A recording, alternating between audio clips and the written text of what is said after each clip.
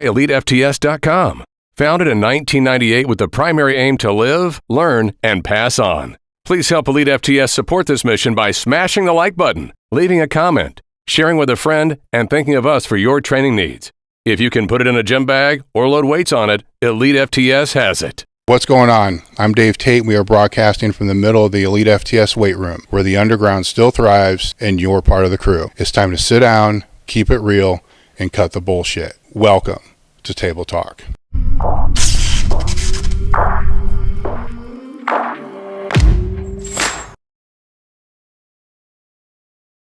Mix with everything that you need and nothing that you don't. In other words, no sugar, no artificial coloring, no artificial ingredients, no gluten, no fillers, and no BS. With the LMNT, I love the watermelon. The watermelon tastes freaking awesome. I drank one pack every day, no matter what. People that train out here, it's sitting out here for them all the time. The boxes don't last very long. Right now, LMNT is offering Table Talk listeners a free sample pack with any purchase. That's 8 single serving packages free with any LMNT order. Get yours at drinkelement.com/Table Talk. The deal is only available through the link in the description. The other thing is, if you don't like it, you can just give it away to a salty friend and LMNT will give you a 100% refund. No risk, money back guarantee. Head over to drinkelement.com/Table Talk. What's going on, guys? We are back with another episode of Table Talk. Before we begin, make sure to support the podcast and help us grow the podcast. That is, if you like the podcast. If you don't like the podcast, then who cares? Don't share it. Don't help subscribe. Don't support. Whatever. How to support? Leave a comment. If it's on the YouTube, leave a review. If it's a podcast, like, subscribe, share, hit the notification button. I haven't been pushing that like I should because I didn't think it really made much difference. But as I've been told, it makes a huge difference. So like, subscribe, share the podcast. We greatly appreciate it because it helps us grow the podcast. Leave a review. The other way to support the podcast is by joining the crew. When you join the crew, we are now at 185 members. My first benchmark was 200 members. At 200 members, we're going to do extra podcasts just for crew members. When you join the crew, you also become part of our Discord server, which has now over 20 ebooks that are in there at a value over $500. You get 15% off any Table Talk products, including Elite FTS Apparel. That's not just Limited Edition Apparel, that's all apparel. There's a form check on there. There's a Q&A on there. There's conversations on there. There's a ton of shit on there that's available after you join. We're actually in the process of upgrading that to sometime probably next week. It's going to have a more interactive Q&A that will be on there as well. The link to that is in the description. I just lost my breath. Right? I should have taken the freaking modafinil, right? So our discount code for Elite FTS is Table Talk. So elitefts.com. Discount code Table Talk, save 10% off your first order. That's the shout outs for today. My guest today is Nate Harvey. He's been on the show before. Nate's been with the company. He's one of our equipment specialists. Works as a strength coach still, probably more so as a strength consultant. And we're going to treat this more as a Q&A than one of the standard podcasts where it's like, hey, how did you start lifting? Well, we already did that. We've already been down that road. So we've already done that. So look at the past episodes with Nate. I think there's been 3, maybe 4, if I'm not mistaken. And you'll get that information there. So we're going to break this into 2 parts. The first part is going to be equipment questions that people have asked from the Discord server. So we'll knock those out. Then after that, we're going to get into training discussions. We are already talking about some things that are really interesting as far as conjugate goes, going back to the origins of it and then what it is now and how there's some mixed messaging, I think, when it comes to assumptions on different types of conjugate programming. I think that's a safe way to say that. So the first thing we'll go into is the first question I had was how much of your business, our business, yours will be different than Matt's is the home gym market versus commercial. If we want to, my brain just went to training volume. Mm-hmm. Like when you're talking training volume, are you talking sets times reps or sets times reps and weight? Mm-hmm. Like if you look at, if we were just going to go sets times reps, I would say more is the home gym, because we see a ton of, you would see like, let's say 100 home gym orders. But if we're going to go, so it looks like home gym is way bigger, but if you go sets times reps times weight, where you're actually looking at the actual sales numbers, it's probably pretty close, because you have fewer, say, high school jobs over here, but those jobs are bigger. Yeah. You know what I'm saying? Yeah. So if we look at the actual like training volume versus training load, if we look at the actual training load, like the actual dollars and cents, and I don't know the exact analytics of this, but just going off the top of my head, it's probably pretty close, because we have a lot more gym orders, but the high school stuff, they're typically larger orders. Yeah. One of the misconceptions that I see is a lot of people think that all we do are schools and universities and stuff, which is actually all they think we do are like pro teams and universities. And it's like, actually, that's like almost none. You know, what we do are smaller universities and high schools.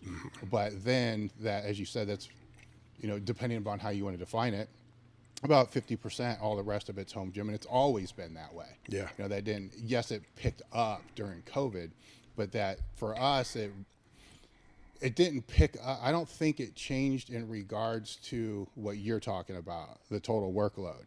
I think that stayed the same. I would say you know, during that time. It was just, it's just different on how that panned out. When it comes to the home gym, because there were a couple things in here. Some of them are interesting questions where I love the Discord group, because they'll give me questions that are ones that normally won't ask. Like that's where I got the one where I asked Dave Hoff, like, if you could get high with anybody, who would it be? But, you know, so that kind of stuff. The one that they asked was, when you look broadly across most home gyms, and it doesn't have to be ones that you set up, what's the one thing, or what are the pieces of equipment they have in there they should have never put in there? Jammer arms. Yeah, that's the first thing. Like that was like a big thing a couple of years ago. Everybody had these jammer arms. Most of the coaches I talked to after the fact don't need it. You know what I mean? All the other, like, going off the top of my head, a lot of the orders that come through is pretty sensible things, like a rack and some pull down, glute ham raise, you know, back raise, those types of things. Are like most of the people I deal with are pretty honed into what they need. You know, and I think you'll see like they have to buy in stages. Like we'll take Matt, for example, his home gym is awesome, right? And I think people see that and say, oh, I could never afford that. Matt's built that over 10 years. Yeah. You know what I mean? So like with our stuff, it's get a piece here, you know, and then a couple of years I'll throw in a lat pull down, those types of things. We don't see a lot of buyer regret, I would say. You know, like people buying things they don't really need. It's basically people for most people I deal with know what they need, and they're going to stay locked in on that stuff. And then, a few years down, I'd like to try this bar, you know, we'll throw this in and kind of add things as they go along and build it over time. With the attachments, because the one question here was about the ecosystem, and do we run into conflicts because our attachments don't necessarily match the attachments of other racks that are out there. The first thing to keep in mind is we don't have very many of our rack attachments on the site at all, right? So we don't have, I don't even think the jammer arms are on there. I don't think the sliders are not on there. Right. The mono sliders, the mono J cups. We have double J cups that are not on there. We have the chest supported row thing that's not on there. We have, God help me out. There's a glute pendulum, a neck attachment, the leg curl attachment. There's probably 10 or 15 attachments we don't have on the website, and I'll take the criticism for that. But the reason why we don't have those on the website is exactly because of the question that was just asked about the hole spacing and so forth. We custom build everything. So the way you figure out the attachments that we have is you get a hold of Nate or you get a hold of Matt, which they're both on Instagram. You go on our website, click on Strength Specialist. I believe it's at the bottom. It gives you all their contact information. And then they'll let you know. And then you can let them know what rack you have, which probably should be ours, but the good chance it's probably not too, right? And then they can go over the options that we have there. So with that in mind, when we're talking about the rack attachments, what are the ones that have been the most popular over the past or last year? Probably the leg curl leg extension. Really? Has probably been the most popular.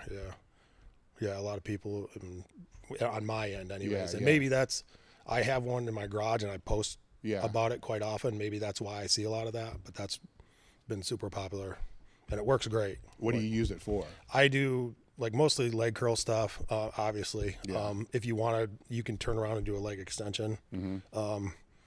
What I like about, I've been dealing with a hamstring injury over the past couple of years. That video I sent you where it popped doing this, basically doing pilates with some bands. I tore my hamstring off. But it kind of gets up into that medial area, right where I need it. So what I've been doing lately is like ultra high rep stuff. I'll put like a 10-pound plate in and I'm trying to work up to like 200 total reps. We used to do that with our athletes who had a bunch of our track kids would have hamstring injuries because we didn't have an indoor facility. So they had to do indoor practice on the gym floor or the concrete track that went around the gym. And for like 2 years, I was trying to figure it out. Like we were doing more mobility stuff, more stretch it, band stuff. It wasn't. And then I heard about Louis talking about ultra high rep leg curls with ankle weights. And we started doing that, and we started doing mini band, just 200 reps, leg curls, and their hamstring issues kind of went away. So I was thinking, I'm going to try that on myself.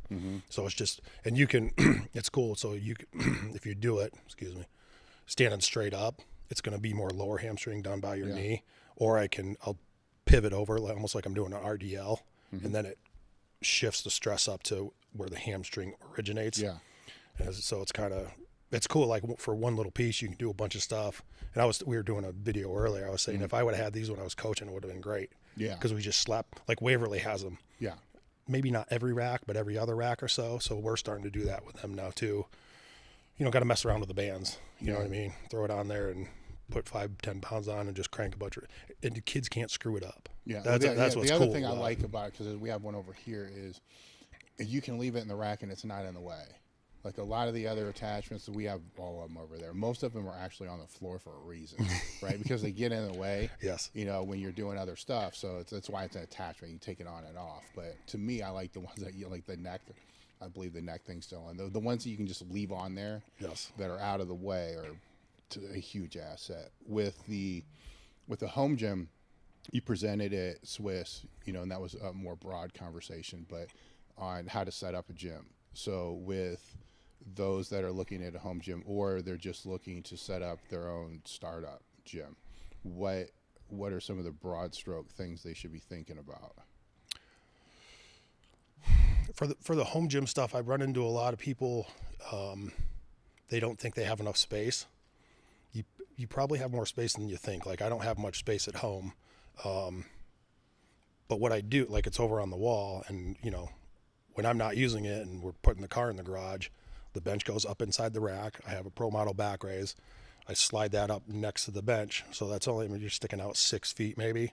So you probably have more room to work with than you think you do. A lot of people have these immaculate or extravagant home gyms online and people see that and I think they get discouraged. And I did this myself probably up until the pandemic. I knew I needed to get a home gym because it was hard to get out. We were busy.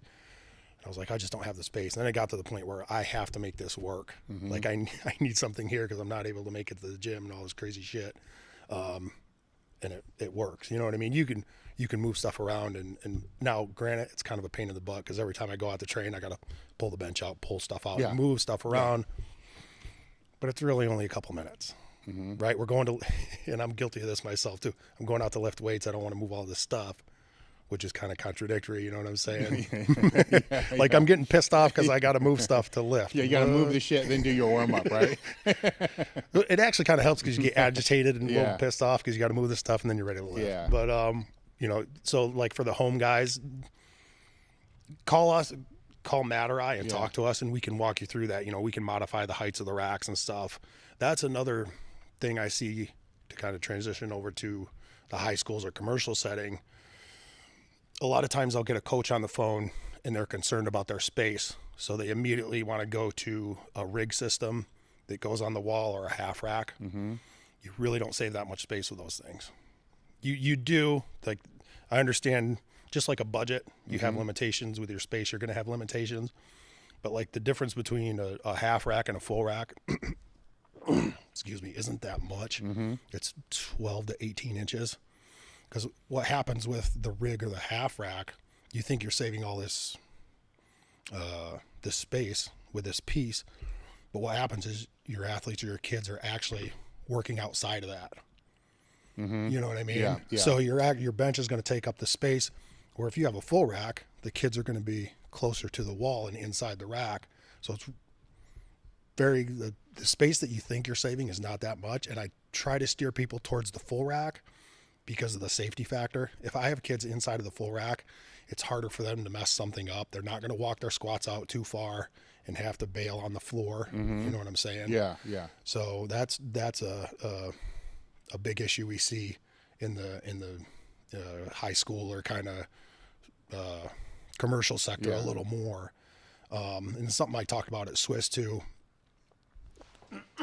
Excuse me, dealing with space. And I completely get this. Like sometimes you have to go with a double-sided racks where the racks are butted up back to back. What I don't like about that setup is the being able to supervise everybody. So if I have a rack, you guys can picture a rack going down the middle of the room and you're a coach, you're going to have, no matter where you stand, you're going to have some blind spots. Big time. Right. And if you have a few coaches, good. I should restate that. If you have a few good coaches, good, because you can supervise. If you have a weak link in your coaching staff, or you know what I mean, there's logistics you got to work on there. If I have a room where I put a row of racks down the one side and then another lane down the other side, so the racks, and have your kids squat facing in, you can stand at the end of that and see everybody. That's how Waverly has it set up. You know, that's ideal if you can get away with that, because you can see everybody. And not to say that the double-sided racks aren't good and all that, but I think there's a big trend right now of the double-sided racks because people are really hung up on space. And I think when you break it down to go with the two full racks down the side so I can see everybody, your overall space, it's different, but you're not saving a whole lot. Well, the double-sided too, you're basically spitting on the person in front of you, right? Where you're supposed to be focusing on technique and so forth. Now everything in front of you is, I can make an argument that's probably a good thing. Like if you're a football player, because now that's probably more simulated to what you're going to experience. But that's still, they're not very astute at lifting weights. So the last thing they need are interesting, right? Because the same coaches may be the same ones that would bitch at athletes, like, don't walk in front of this person when they're squatting. If they're doing a max attempt, don't walk in front. That's like a cardinal rule of a gym, right? Like, get the fuck out. Never, when they're lifting, walk in front of them. But now it's okay to have somebody squat in front of them. You see what I'm saying? That's super fucking distracting. Like I completely understand the mindset of wanting to replicate your sport all the time. Yeah. But the way I always looked at it is, they're great athletes. They're not very good lifters. Yeah. Like, you need to meet them down here as lifters for your training and their training ability. Yeah. You know what I mean? So like you said, like, eliminate those distractions and have them face out, and you can see. That's one thing Buddy talked about, like, have them squat facing out and you can see so much more. And I think everybody, I don't know why, just probably because the logo's in the back, and they think, oh, the athlete's going to face the logo and face in. And if you turn your kids around so they're facing out, and you can see so much more. Yeah. Especially in a situation like at the beginning of the semester, you don't know everybody's names. Being able to see that is a huge advantage. For the home gym standpoint, when I was still competing and training at a gym, so at Westside, I don't want to say it was really a home gym, right? But this is how I went about it, is I put the things in there that I would normally do for extra workouts, so I didn't have to go in to do extra workouts. Right. So there was no rack, right? It was a glute ham race. It was a reverse hyper. It was a dragging sled. Maybe a couple dumbbells for split squats. That was about it. But it was enough that, bands and crap like that, but it was enough that those in between feeder workouts or recovery workouts could all be done there. So it was a purpose-based setup where I'm toying with the idea now of one of the rental properties that we have, because it's got a single car garage. And I don't know if I'm going to do anything with it or not, right? But in my mind, I'm like if I was to put something in here, and I'm kind of walking through the process here with Matt, how would I do this, right? So the way that if I had to do this, right, the way I started the whole process, and this is what I think other people should do. What lifts do I want to do?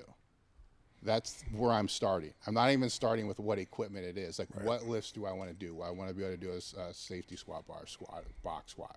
Cool. There. What equipment do I need to be able to do that? The box, the rack, so forth. Now, what's going to help or hurt my ability to do that? Right? So I need to be in the rack because it's going to be by myself. It's going to be heavy as fuck. So I'm going to have mono arms. I'm going to have quick adjust safety. So, okay, now there's that. Yes. Where's that go? Right. Because that's the biggest piece. Against the wall, front of the garage door.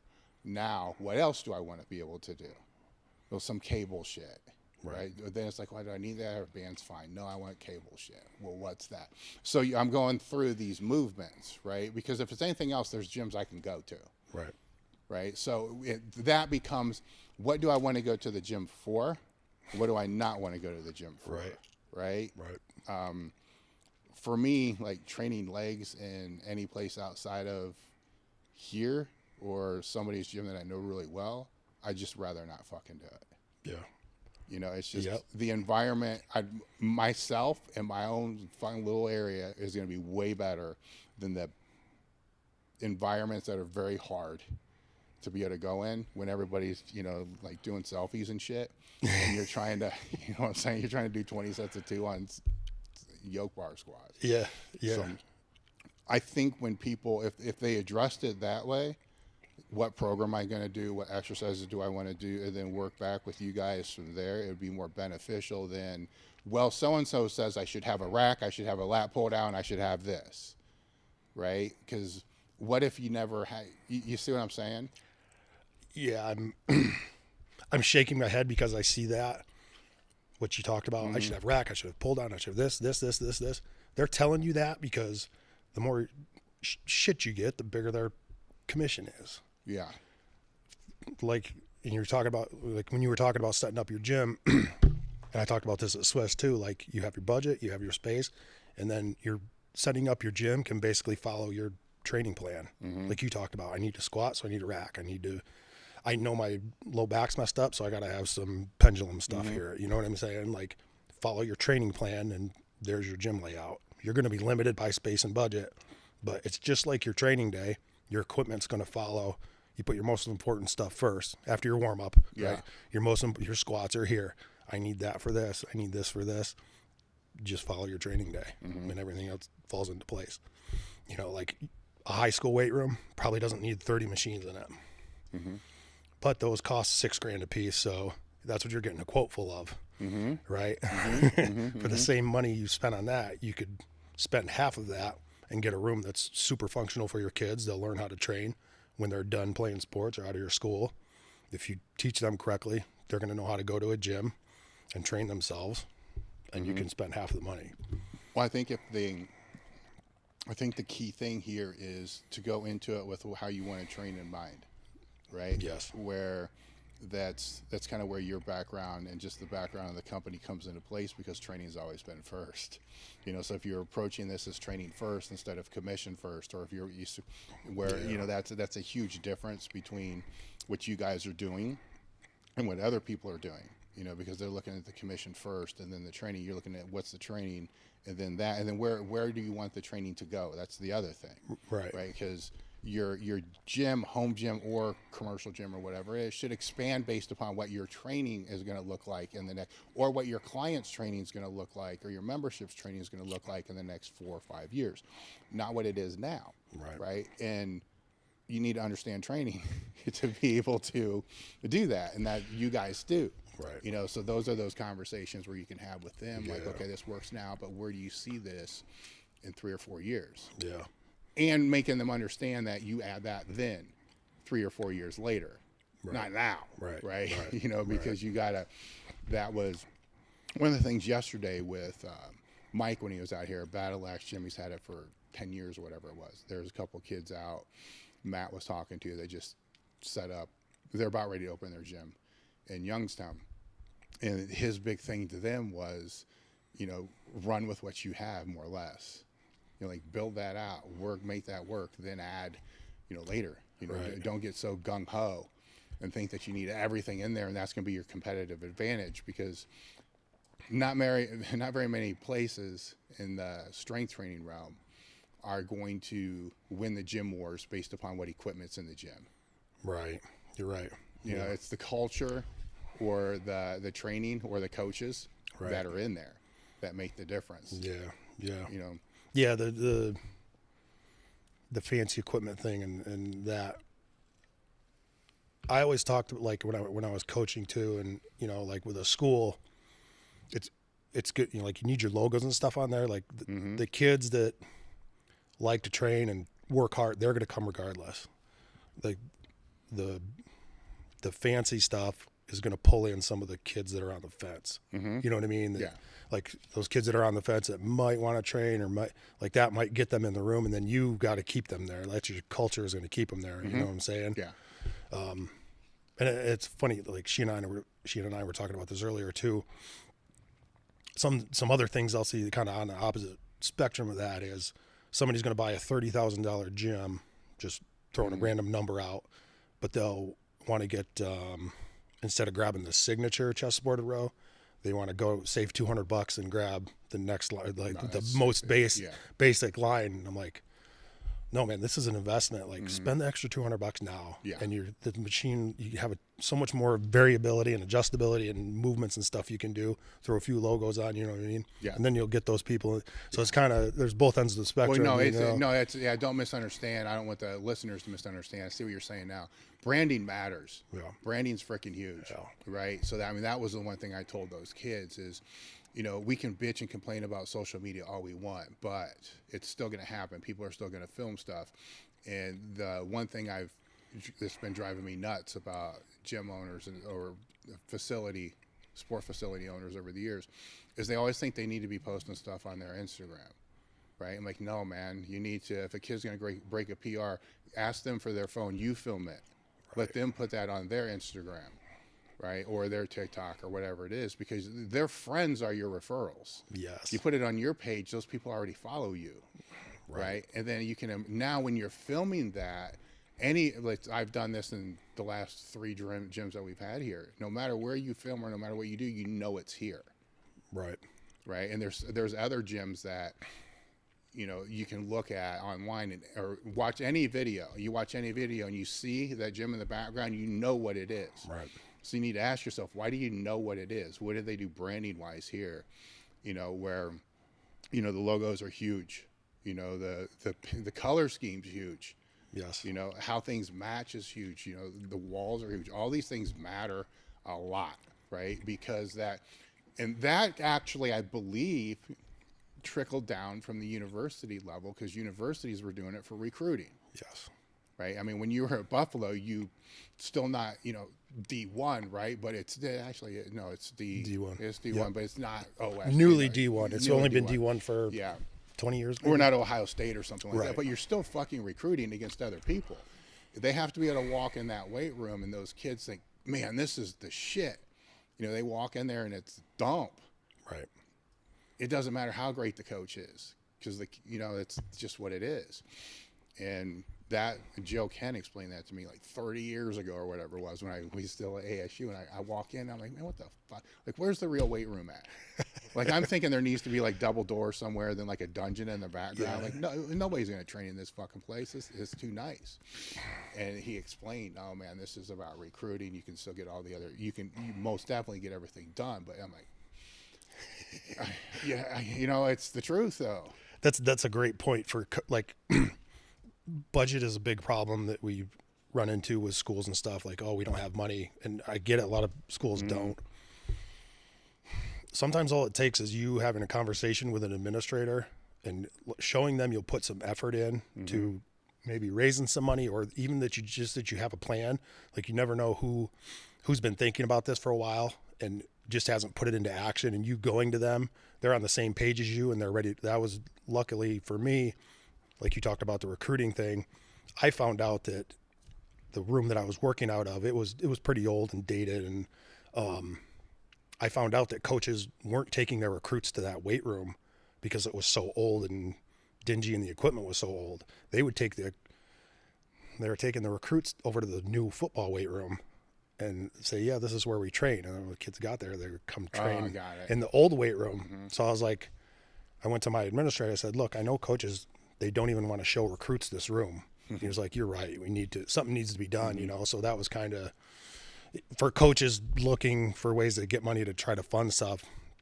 Sometimes all you got to do is take it to someone higher up, and they may have been thinking about this, and you know, just get lucky. I did a high school out in Wisconsin. There's grants. They got a federal grant for tornado shelter. So what they did is they built an addition onto the school. It was like a giant cement dome. They got this huge government grant to put this dome on the school, and they put a wrestling room in it, a new basketball gymnasium, new locker room, and a new weight room. The funny thing is, there in recorded history has never been a tornado in this school district. Okay. Well, you never know, right? Better to be preventative, right? But like, some schools have grant writers and stuff, and they're like, I'm still in contact with a guy who just kind of researches grants, you know, for that school. So like, there's ways out there to get money. You just sometimes got to be creative, you know. There's always, I mean, that's the big takeaway there. There's always a way, no matter what it is. You know, not just this, but with everything. There's always a way if the effort is there, and you look enough. Because that's one of the more surprising ones. But I've heard other things too. You know, and just different ways to be able to raise money for the weight room and stuff like that. And I've known several people that weren't even associated with high schools that ended up doing things to be able to raise money so their high school could have, you know, a better weight room. Which there's two sides to that. That makes me kind of wonder, like, well, who's running the program? Do they even give a fuck? Because if they did, shouldn't they have been able to pull this off? Where, you know, somebody, you know, so yeah, that's kind of one of those bounce back and forth type of things. Because are they even going to use it then? Right. You know, unless that person's going to oversee the whole thing, but maybe they will. But at least it shows that the opportunity is there. Yeah. For anybody to be able to figure it out. Yep. And you guys have ideas that you can help them with too. Yeah. You know, Matt locally has done a lot of fundraising, you know, with schools and stuff. And another thing I see is the impact that what people would consider a little bit of money. Like, I think people see these collegiate weight rooms and stuff, and it's like, I don't know, $500,000 or whatever. So they get very discouraged. Well, we could never do that. Well, in a high school, you don't need to do that. If you could put 5-10 racks with your school colors and logos for 20-30 grand or whatever, you can change the culture and make a huge impact there. It doesn't have, you know, you don't get discouraged because you think it's whatever. You know, do some research and see what you need. And it might not be a lot. A lot of times I've had coaches reach out and we get them a quote together and stuff, and they go to admin and they're like, oh, admin was super pumped about how we can get this done for 30 grand, 20 grand, or whatever, you know, and the kids are happy, and it makes a big difference. Now, with most coaches that you're working with, if there was, how are most of their training philosophies? Are they vastly different, or are you starting to see similarities across all of them? I think I kind of get a little bit of a biased conjugate crowd, which is cool. I see there's a lot of like Caldite stuff out there, a lot of triphasic, a lot of Joe Ken tier system, a lot of tier system stuff. Those are probably the more popular ones. All right. Well, with the conjugate, because you do seminars, you have, my brain just died. Conjugate, help me out. Conjugate. You trained conjugate when you were competing. You use the conjugate method with the athletes. You're using the conjugate method to help people online now. It's, you know, like a second gig, you know, your online stuff, helping people with that.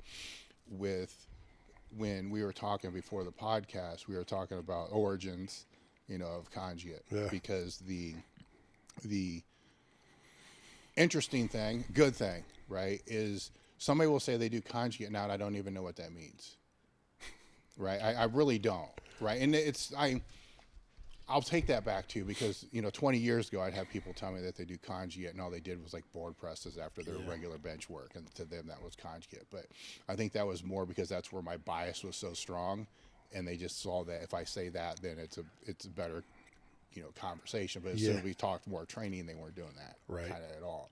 So with the world of conjugate, if we dial it all back, because I wonder how you because you probably have more conversations about this than I do at this point. When somebody says they do conjugate, how do you determine exactly what that means for them? Because you know what I'm saying? Like some people say, "I will do West Side conjugate," and I'm like, "Well, West Side what conjugate? Like 90s? Like yeah, like what period of West Side are you doing? Like for years it was 8x2, and then later on there was a shift to 5x5, and are you in this? Or for years it was. I remember writing a program for my old college coach, fresh out of college, and we didn't do full range bench press only twice within a 12-week span, and the guys kind of shit the bed on bench. You know what I mean? So it's always changing, and so it's hard to nail it down. To me, like I've always phrased it as I'm deliberately training multiple traits within the week or within the day, right? So I'm working explosive, I'm working repetition, I'm working max effort. If not within the day, definitely within the week. Yeah. Right. But then I think about that, and if we really look at most programs will address those things. To me, it's, are you deliberately programming your movements and exercises to match that? You know what I mean? So I'll take gym, for example. I think gym's probably wouldn't consider as training conjugate. It's probably a little bit more linear. I don't want to speak for Jim, but you're on the 5-3-1. Yeah, the 5-3-1 stuff is, he's not changing exercises all the time. But they are raising their explosive strength, they are raising their speed, they are raising muscular endurance. But I don't think it's so deliberate in the programming of raising those things. With conjugate, I think you're actually picking those things and say, I'm going to do this, I'm doing this to address that, I'm doing this to address that. Both programs will raise those things, but with the conjugate, if you're going by, I guess, my definition, you're deliberately attacking each one of those things when you lay the program out. All right. You know what I mean? So it's hard to say, like, there's some guys now that are probably don't box squat the way I would. You know what I mean? Like, how so? Are they conjugate? Like you'll see, like they let the kids crash on the box or just touch the box and stand up or sit on the box, shift their feet, or So is that conjugate? I think it is, because they're doing these things, but I don't really, like you said, it's hard to even tell. I think in general, most people that say they're doing conjugate are kind of following what I just talked about. But I think probably in most sports training, people have kind of drifted away from what you would think of like traditional West Side conjugate. When I was coaching in college, I think we were probably closer to kind of that traditional West Side model than most people. I think a lot of people think that you have, and I don't know that this is bad or good either way. I think a lot of people think you have to modify a lot of things from what Louis was doing, because he worked primarily early on with power lifters. You know what I mean? But I don't think you have to do that. Well, I think there's, and I've run into this several times over the last iteration of the podcast, speaking to different people that I normally wouldn't speak to, is there's a lot of misconceptions, at least from the time that I was there, that it's interesting when I'll hear them say things, like, well, West Side only works, 90s West Side, right? Only works if you're using gear. Right. And then I'm sitting there like, one of the things I wish I could go back and change was actually putting the fucking gear on, because Yes. we only did it in meets, so that's not true. Yeah. And then the other one is, West Side's not phasic. And then on my head, I'm like, no, wait a fucking minute.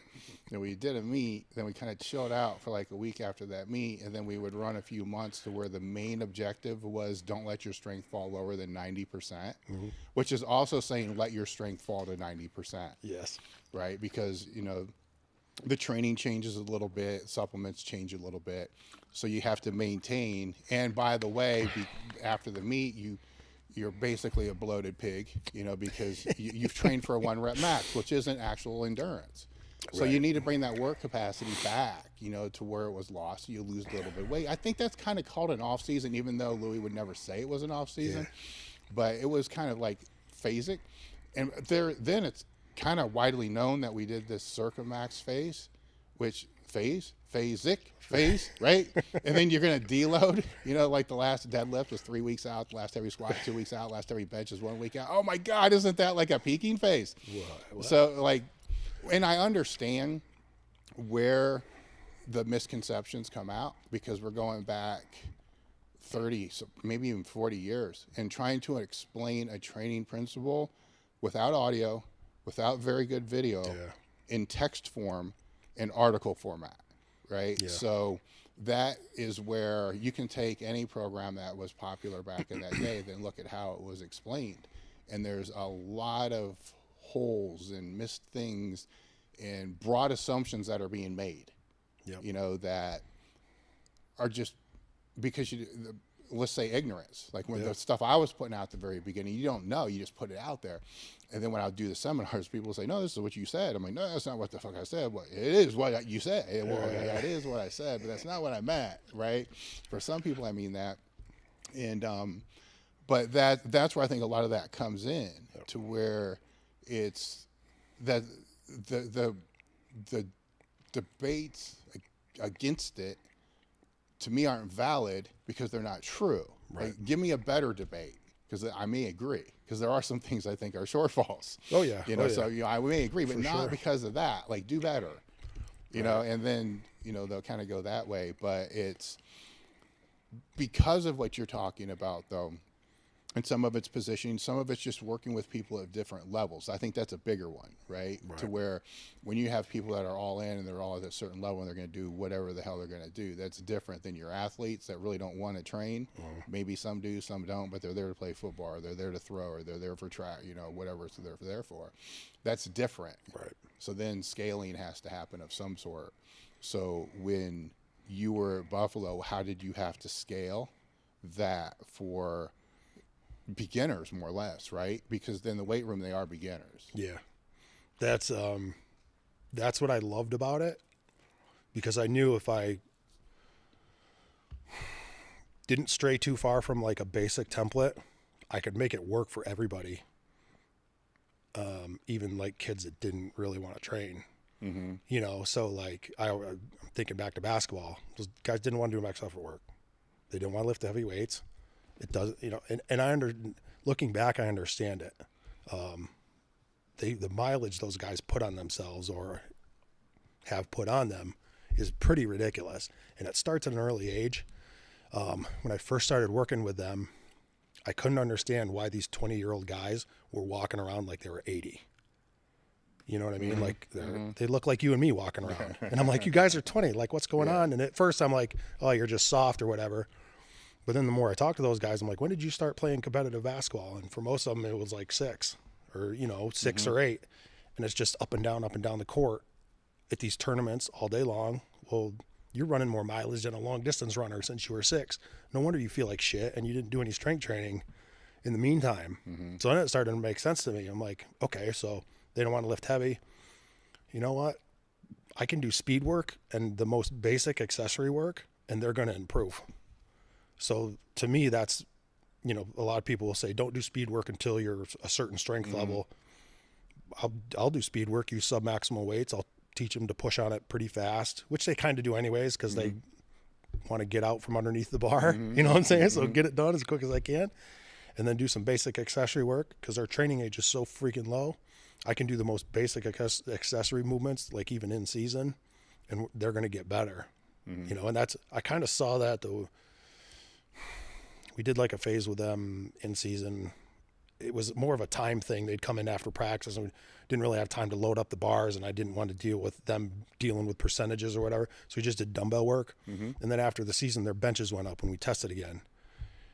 And it was like, and it kind of made me mad because I'm like, you guys don't understand the potential you have. Like if you would invest in the strength stuff a little more, take a little more serious, you'd be so hard to deal with on the court. But at the same time, it let me see, okay, I'm not going to be able to train them up here. I'm not going to be able to run circuit max with basketball, right? That's never going to happen.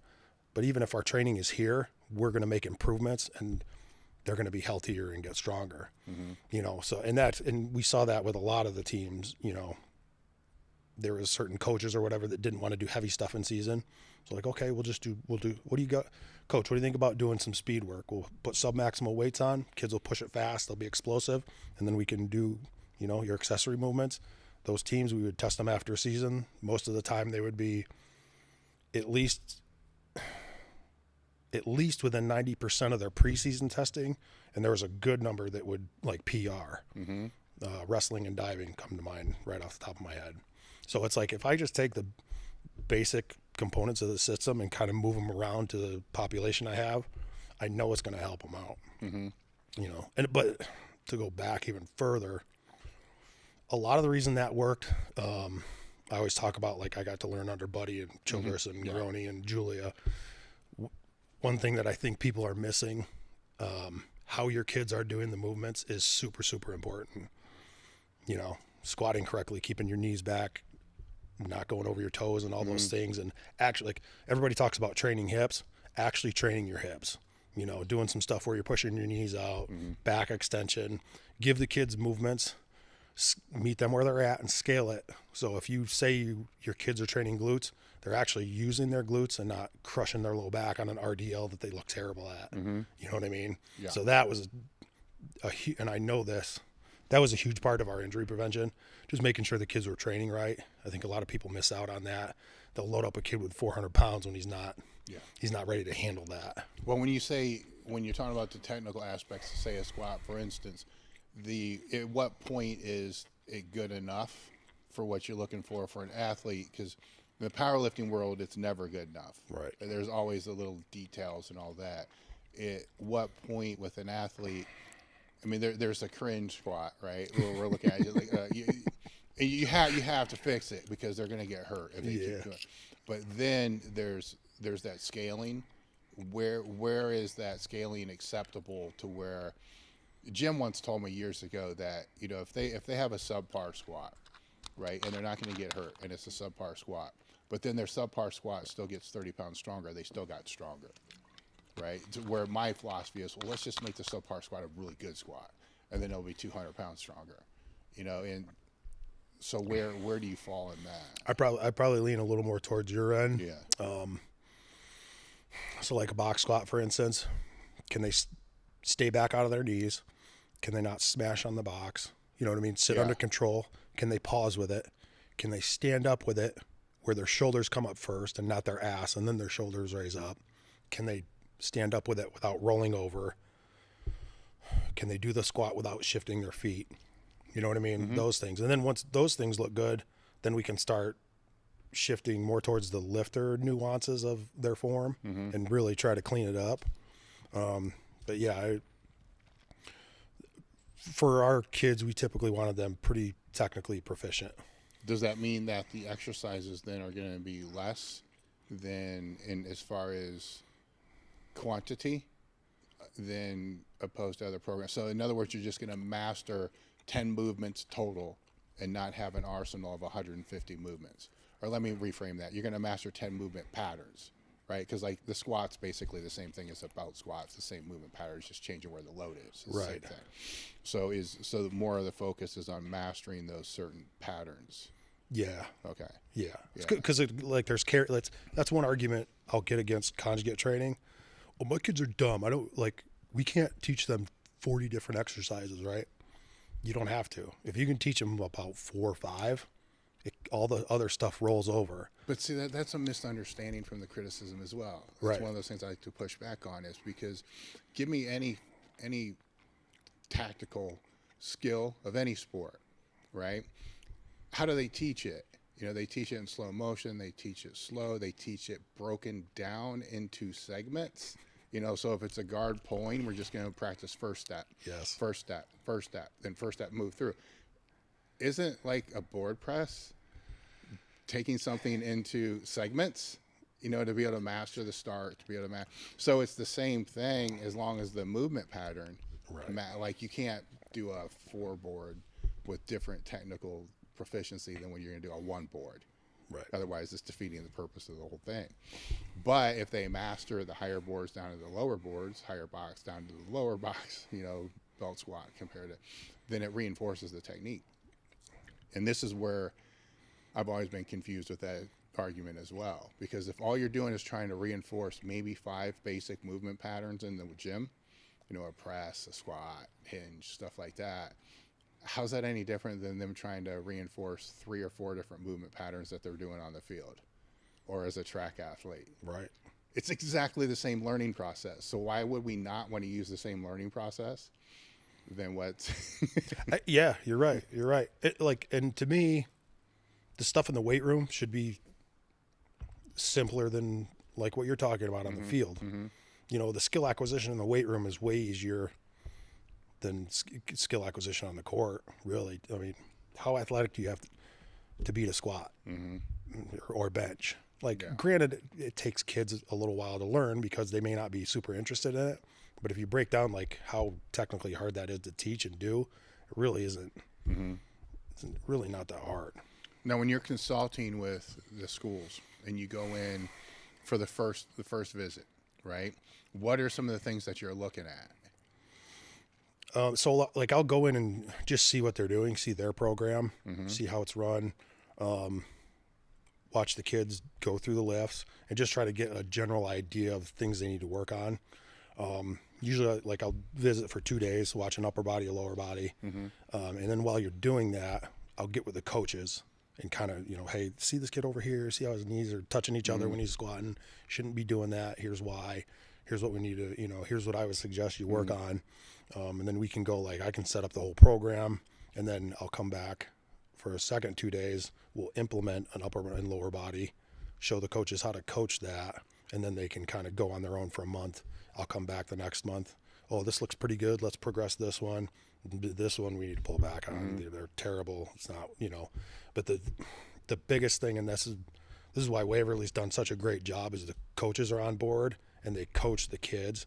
And the kids, they have a very good culture there. Like 2 years ago, the kids that are sophomores now were 8th graders, and they were coaching each other. There was a good sized group of them, you know. And I told Coach, I'm like, you got these 8th graders over here coaching each other, like they're going to be pretty good, aren't they? And he's like, yeah, they're good. They're a competitive group, and they, you know what I mean? So I've struggled with this, like even doing this thing at first, because like I talked about the guys that I learned under, and I saw how important the on-hands coaching was. I was like, I don't know if we can pull this off. Like, I don't know if writing a program and showing up once a month is gonna work. But like I said, they've done a really good job.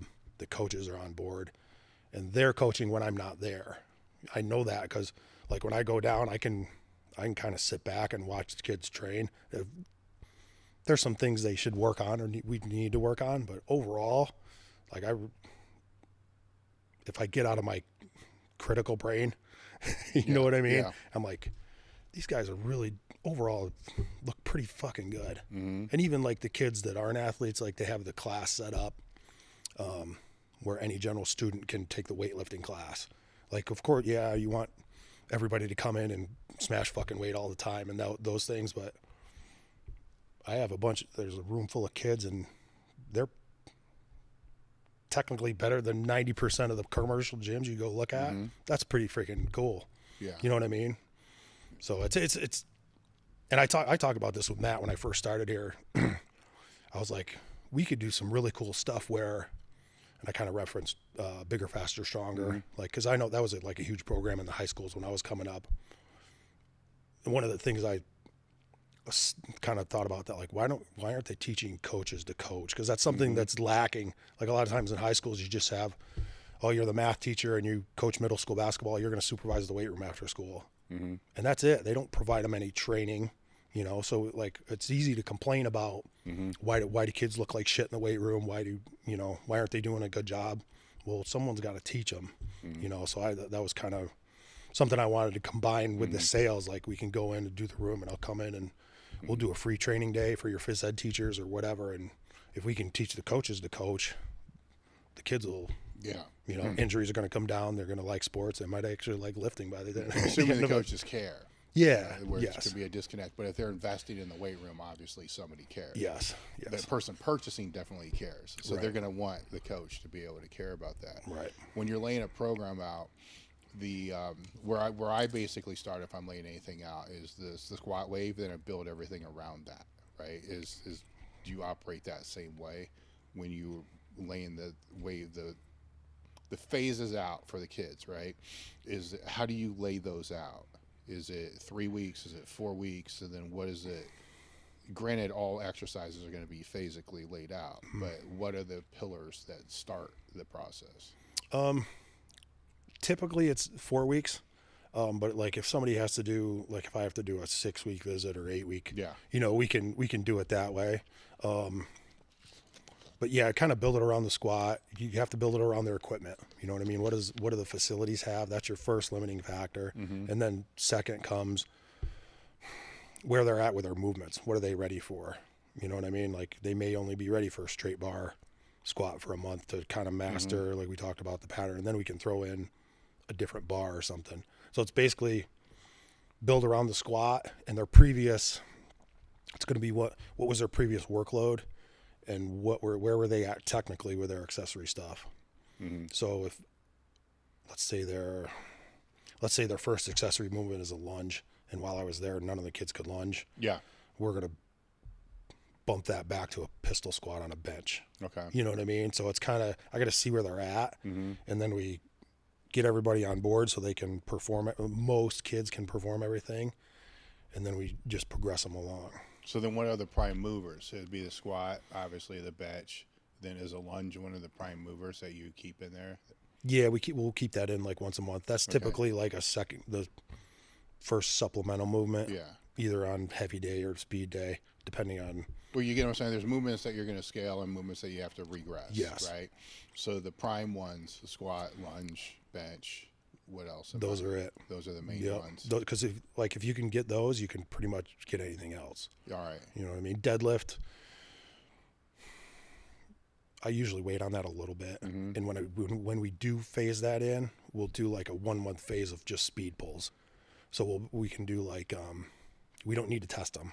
I'm sure the coach has a squat number on them, and you can base a deadlift percentage off that. So you can go like, okay, this week we're going to introduce speed pulls.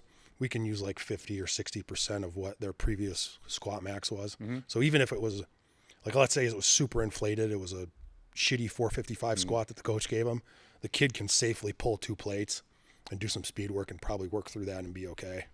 You know, so we'll do like a 4 week wave of just some speed deadlifts. And then as they technically get better, we can start maybe throw some max effort in or kind of work it around that way. But you always got to kind of see where they're at and then work them alone. But yeah, squat, bench, pull-ups are big. I'm big on pull-ups.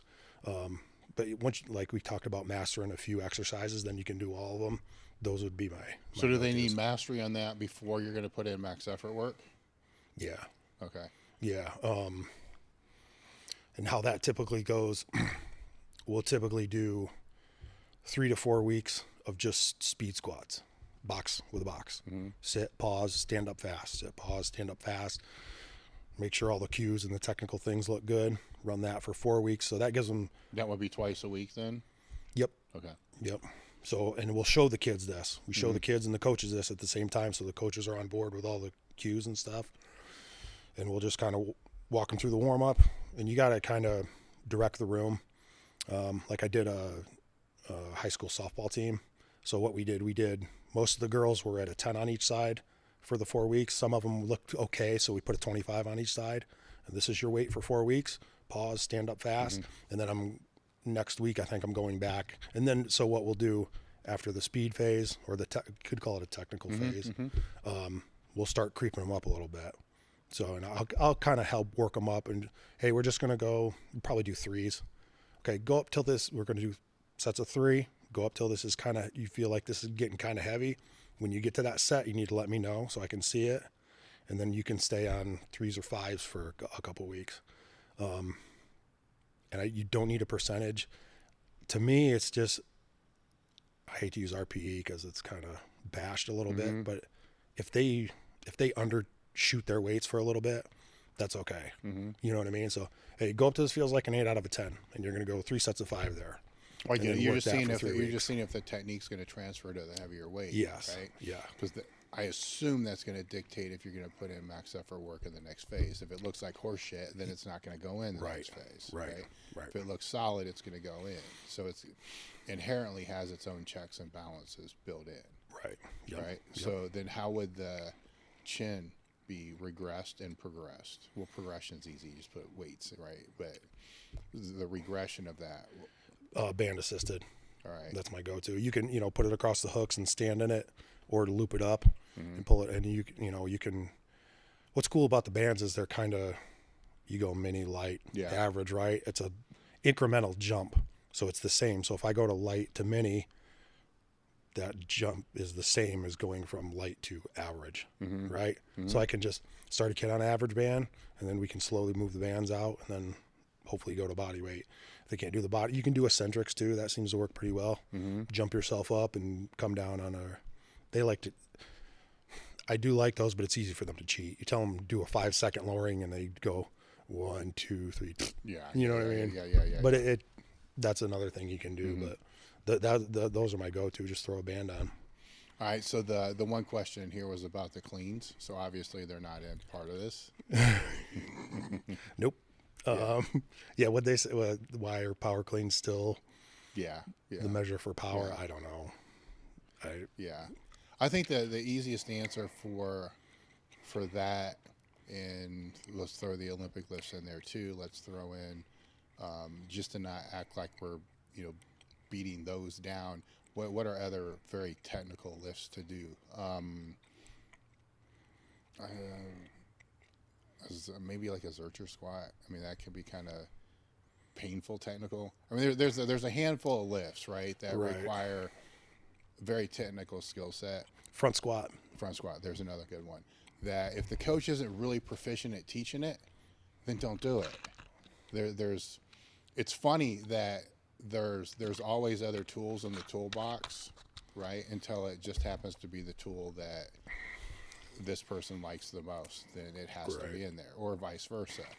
Where if they know how to, if they're Travis Mash, right, and they know how to teach the Olympic lifts like that, by all means, it should be put in there, because he's not going to spend a year, trying to get it right and not have the technical ability to be able to teach it right in the first place. Right.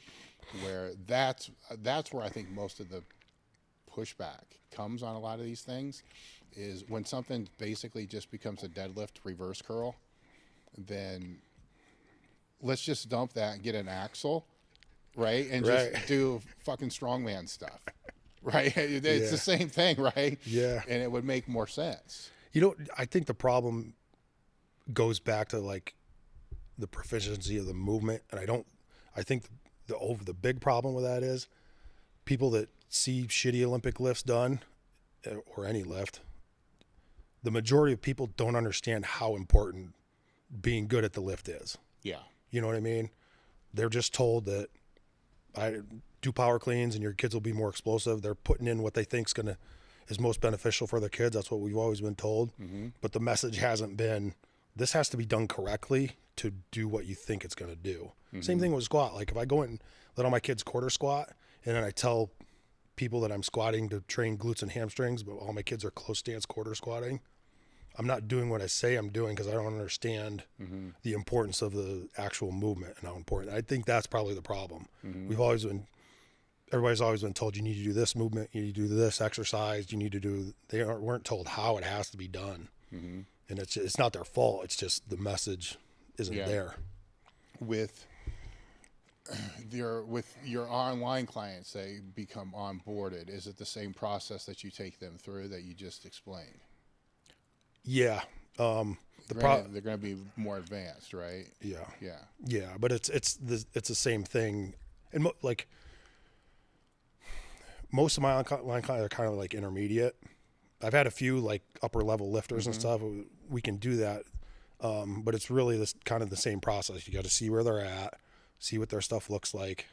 Like I just had somebody new come on, so we're just gonna speed squat until I see what's going on technically, and then we might work up some heavy stuff. But like you and I talked about earlier, it's the same process, but it's delayed. You know what I mean? Because you're not there. Like if I'm there in the room, I can fix it right away. But if he has to go do it, then he has to send me video, then I got to critique it. So what I tell them is, okay, when you go in to do this on week 2, come back and watch your video and read what I told you about that before you go in and do it on week 2. So it's fresh in your mind. Okay, you know, my elbows were chicken winging out and I got to keep my elbows under my hands when I bench and arch up to the bar. You know what I mean? So there's like a week delay. It still works. You know, I was hesitant to do that stuff for the same reason I was hesitant to do the consulting. Yeah. I was like, is this going to work? And then I kind of thought back to like the difference being able to train around Paul and those guys when I first got to UB. You know, like I had studied conjugate for probably 10 years prior to that, but until I went and saw them do dynamic effort squats, it was like, or when I went and watched WPO in the warm up rooms and these guys are 800 pounds and just snapping up, I was like, oh, that's what it's supposed to look. You know what I mean? So it took thinking back. I was like, you know what, if I could have done my workout, sent it to some video and somebody could tell me, no, you got to stand up way faster than you know, like try to kill the bar. If somebody it would have made a difference for sure. You know, so then I was like, okay, we can do this and help some people out. But yeah, it's the same process. Like you said, it's stretched out though. Let's go through issues with the squat, right? So you see the squat video and everything's a mess. So I'm just going to give you one issue at a time, right? Because there's never just one thing at a time, right? Right. So we're just going to assume everything else looks good for this point in time, right? The feet are moving around. Like, so how are you going to communicate the fix to their feet? In other words, they're not grounded, like either the toes are coming up or actually they're rolling, their feet are actually coming up or their heels are coming up. So how do you verbally cue that? And then how do you try to explain that via email or text? So a lot of the times the issue with that is they probably need to move their feet out a little bit. A lot of times when I see that with people, their feet aren't wide enough to have lateral pressure, like pushing out on their shoe. Like, you know, like I want to feel like my pinky toe is going to bust out the side of my shoe basically. So you're kind of wedged outward.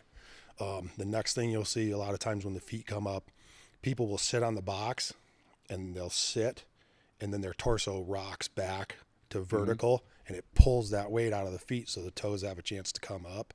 So a lot of times you'll see that. So we're going to have to tell them, don't rock back when you get on the box. You need to have a little bit of forward lean. You could talk about bar travel from the side. Those usually are the things that I see when you see toes kind of coming up. They sit on the box and they roll back and that weight comes out of the feet. All right. So we'll move up. So now knees coming in. Now, assuming that they're parallel, but knees coming in. A lot of times it's just a technical thing, not a technical issue. What I've found for those people, you have to, if I tell them to open until they're on the box, that will fix a lot of that. What do you mean until they're on the box? So open your knees until your butt's on the box. Yeah. Then what? Then push out on your feet to stand up. Okay. So it's like open, push out. Sometimes you'll see somebody who's actually too tight.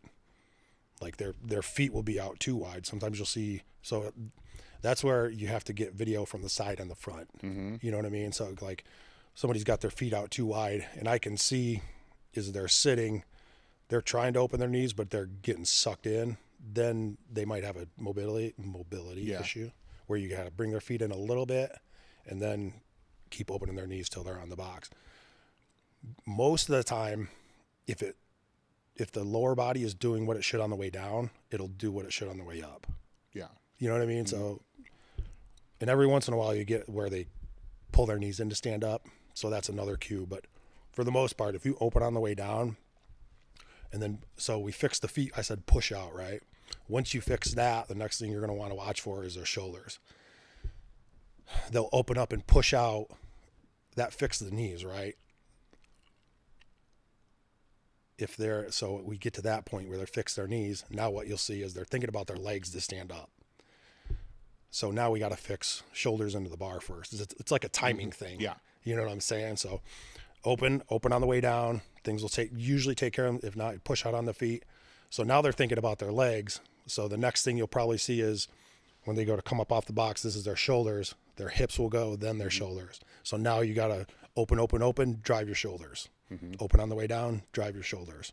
Those are kind of works down the chain like that pretty typically. So now going back to the knee, we're going to say, because knees forward can become an interesting thing, right? Because if they're, what I've perceived, if they're squatting in wraps, then knee about midfoot seems to be about where's most optimal for most. If they're bare knees, maybe right about to the toe, right? So their box should be the same as what that is. So, but the caveat is the bar path can't be impacted, right? The bar path still has to be right. So we're going to say knees forward, right? So, and bar path is fucked because the knees are forward, right? What's the cue for that? Sit them on the box. And this is harder online, right? Yeah. In person, what I'll typically do when the knees are coming too far, I'll sit them on the box, and they'll sit to where they've been sitting, so their knees out in front, and then you gotta scoot their hips back until their knees where it should be, and then most of the time too, they're gonna have to push their knees out more because you have kind of compounding problem. Their knees are getting sucked in and forward, so I'll sit them back, and then these are the kids with the tight hips you'll see. You'll sit them back on the box, and then their knees are in because their groin is so tight. So then now I've got them back. Now I've got to push their knees out, and they're like, oh. So you basically just put them in that position where they should be to get that vertical shin. Keep them there for a little bit. Cue them to keep pushing their knees out, and then their glutes kind of turn on, and they'll feel that spot. And then tell them to stand up. And it's always hard for them to stand up, right? And then say on the next rep, say, okay, now go back and hit that position where you were just in. So a lot of times it's just them feeling that position. Yeah. So when you're there, you may have to put your hand in front of their knee or keep cueing them to push their knees out because they're getting sucked in. Online, I'm probably going to keep that person at just doing speed work and let them know, okay, until your shin's vertical and your knees are staying out on these, we're going to just do lightweight and hit a couple reps for multiple sets. Will you bring the box height up as a Band-Aid for them to be able to reinforce it and then take it back down? Because that's one way. You put a couple mats in there, then if it's a tightness thing that we're talking about, but it's a hack. Yeah. Yeah. So I usually haven't had to do that with too many people. Okay. I think with the lighter weight, they're kind of able to work through that. As uncomfortable as it can be. You know, every once in a while, like I'm having like a basketball player and a wrestler pop into my head. We had to, because they were literally just too wound up. They couldn't get there. Yeah. But yeah, that's a fix that you can use for sure. I just haven't had to do that too much.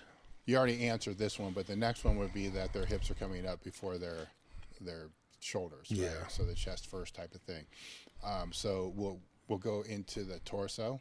That this is a tricky one, right? Because this is a hard one to arch. Well, no, it's a hard one to articulate, but it's an easy one to see if you've been looking at it for 20 years. Like you can see if the tension's there or not, but you really can't. You know what I'm saying? It's I even have a hard time explaining that. Like you can just tell that they're not bracing the way that they should brace, right? And I can't tell you why. Sometimes, well, actually, I can tell you some cues. Like if the belt, you can see the belt's way too tight, there's no way in hell. Right. Because it's way too tight. There's no way they're able to pull any air, any of that kind of crap. So that's one kind of giveaway. If the belt moves, it slips. Right. That's another one. That's so high school kids. Yeah. Flopping. So there's some giveaway there. So let's say that they're not keeping the torso tight. What is the cueing that you work with there? The biggest problem I see with that is they'll sit on the box and they'll lose their stomach. Yeah. They kind of, you know what I mean? So most of the people I work with, if we can say keep your stomach out, and I know we talked about the cueing earlier, like a lot of people will say don't do that, you should brace, but I'm saying something and it's not totally what I mean. I'm overemphasizing something to get the message over to them, because you have to over communicate it, right? So like most of the time, if you're kind of rolling or losing your stomach on the box, if you tell them to keep your stomach out or push your stomach out, if I'm there in person, it's stomach out, stomach out, stomach out, stomach out until they're on the box, and then drive your shoulders. So it's like it's the same thing, but it's over again. That's fixed 90% of the people. Yeah. You know what I mean? The belt's a really good one. Telling people to push out on the whole belt, push out on the sides of the belt. That's a big one. That seems to help people quite a bit. The elbows, chicken wings. On the bench? No, we're not on the squat, right? Yeah, so their elbows way the fuck back. I used to say elbows forward, and that's not right. And I used to, this is looking back at my squat, this is an issue I had with my squat. Probably could be part of the reason my shoulders have problems. I was never good at pulling my elbows down. I would focus on pulling them forward, but I think if we like pull the elbows down like a lat pull down, I can, just doing it right now, I can feel it engage my back more. You know what I mean? So pull the elbows down, tuck them in on your side. Well, I think where some people miss that is they think that it's all about squeezing the upper back together, and it's not about the lats. Yes. Where it's actually more about the lats than keeping the upper back together. And that's a tough one, right? Because there's a mobility factor that can play into that too. Sometimes they might have to move their grip out. Sometimes they might have to move their grip in. There's a lot of ththose variables that play into that. So as we move up, there's now head position. So their head position's jacked up. Where do you want their head at? Because actually the head position's huge, because if it's fucked up, you're going to come off the box fucked up. You're going to come out of the bottom fucked up. I mean, it's to me, it's the biggest factor. 100%. Like you're saying that, and that's where I used to miss squats because of this, or have like in training how I'd have, I think we forget about so much stuff when we're training ourselves. Yeah. You know what I mean? Like I would forget that I need to have my vision locked in on a point, kind of at a little bit of an upward angle. If I did that, my squats felt great. Or there'd be days and I'd go through my dynamic stuff and I didn't remember to do that until like my last set. And I'm like, every set felt like shit until the last one, because I actually got my eyes where they should be. So like your head position sets everything. I typically coach, look up a little bit.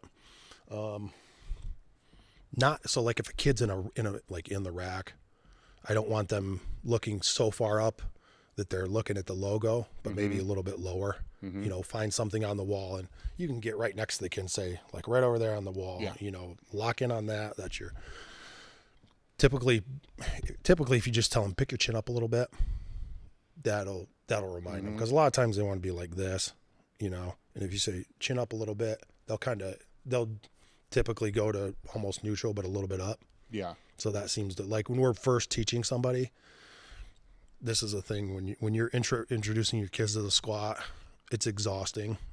Beginning of the semester was always, me and my assistant would be like, we're in for it the next 3 weeks, because you got to cue every damn thing. Yeah. Stand up strong, step, fill your belly, chin up a little bit, elbows, squat. Yeah. And that's you know what I mean? That first day you're teaching squat, it's that over and over again. Yeah. I purposely left the walkout out for a reason.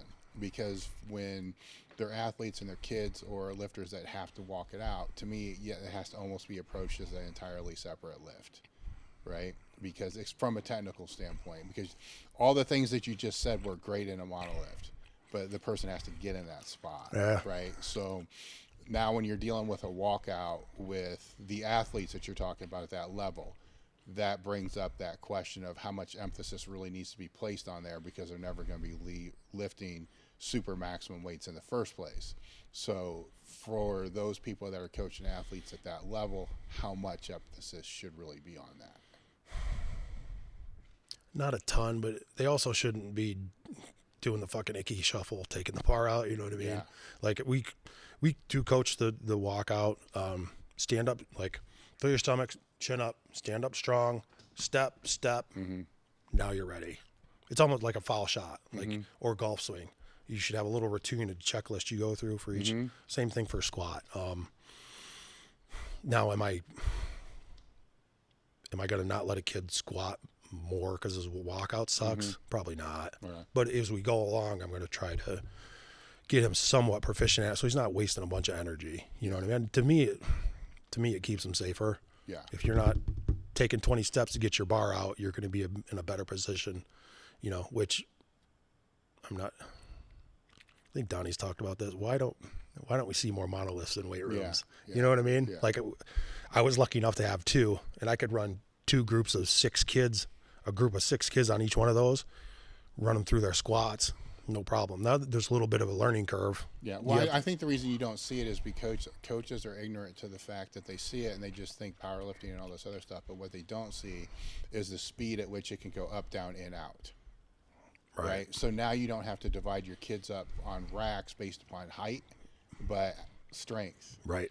Yes. Right. Because that's a fucked up thing. Because if you have to set your kids up, divide them amongst height, there's a great strength variance upon that, especially with the taller guys.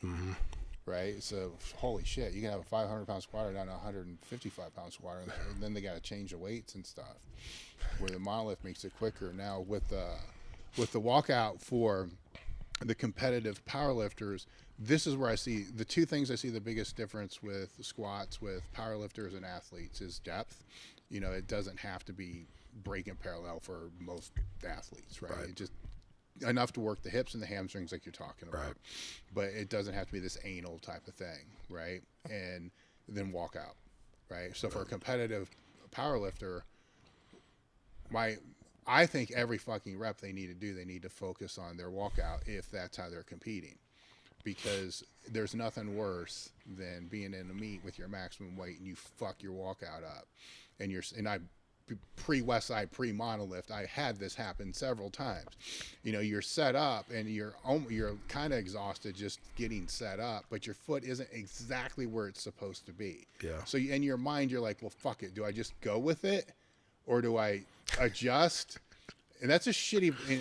Every time that would happen to me, and it only happened a couple times, I'd mentally make a check mode. Like, this is because I didn't fucking pay attention with the bar, 135, 185. Like, this should never happen. This is my fault. Yeah. And, and I see that with a lot of lifters now, is they don't focus on it until like 3 weeks before a meet with only the heavier weights. And I'm like, dude, that's not how technique is developed. No, if lifting's your sport, like that's it's literally your setup. Like you finish how you start. And I think back to when I was like, I got pretty spoiled. I got, I haven't had to walk weights out in like freaking almost 20 years, but I'm thinking back to when I was in Iraq and stuff. I didn't even know about walkout, and I'm thinking back to when I was maxing out and stuff like in college, and like, I can remember setting up and moving my foot 20 times. Yeah. And then the whole thing is screwed. You know what I mean? Like if you want to maximize your lifts and your strength, like you have to pay attention to those things. It's got to be, because you can't, I tell this to my clients, like pay attention on speed work to all these things that I'm telling you, so you don't have to think about it on the heavyweights. Yeah. You don't want to be thinking you just, when you get your max effort attempts, you just want to go. You can't have 20 things racing through your mind. I Practice. had this happen with the first time I ever tried 800 in a squat, and I missed it fucking because of it. And then afterwards, it's even now because I can't hold the bar, but I'll use the tsunami bar with the spud, spud things, and I walk it out because it's not that much weight. I still do it exactly the way, because that pissed me off so bad that I missed it. I did thousands. Like every time I went in the gym, it was a broomstick. Step. I mean, it was like 100 a day every time I went in the gym. Really? Every time I squatted, it was like, this is never going to happen again.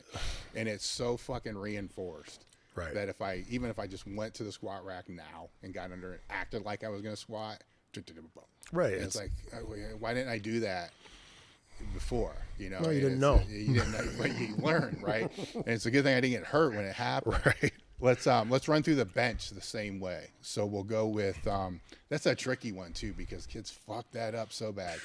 I can't go from bottom up or top down. So let's just say the kid, they take the bench out to unrack.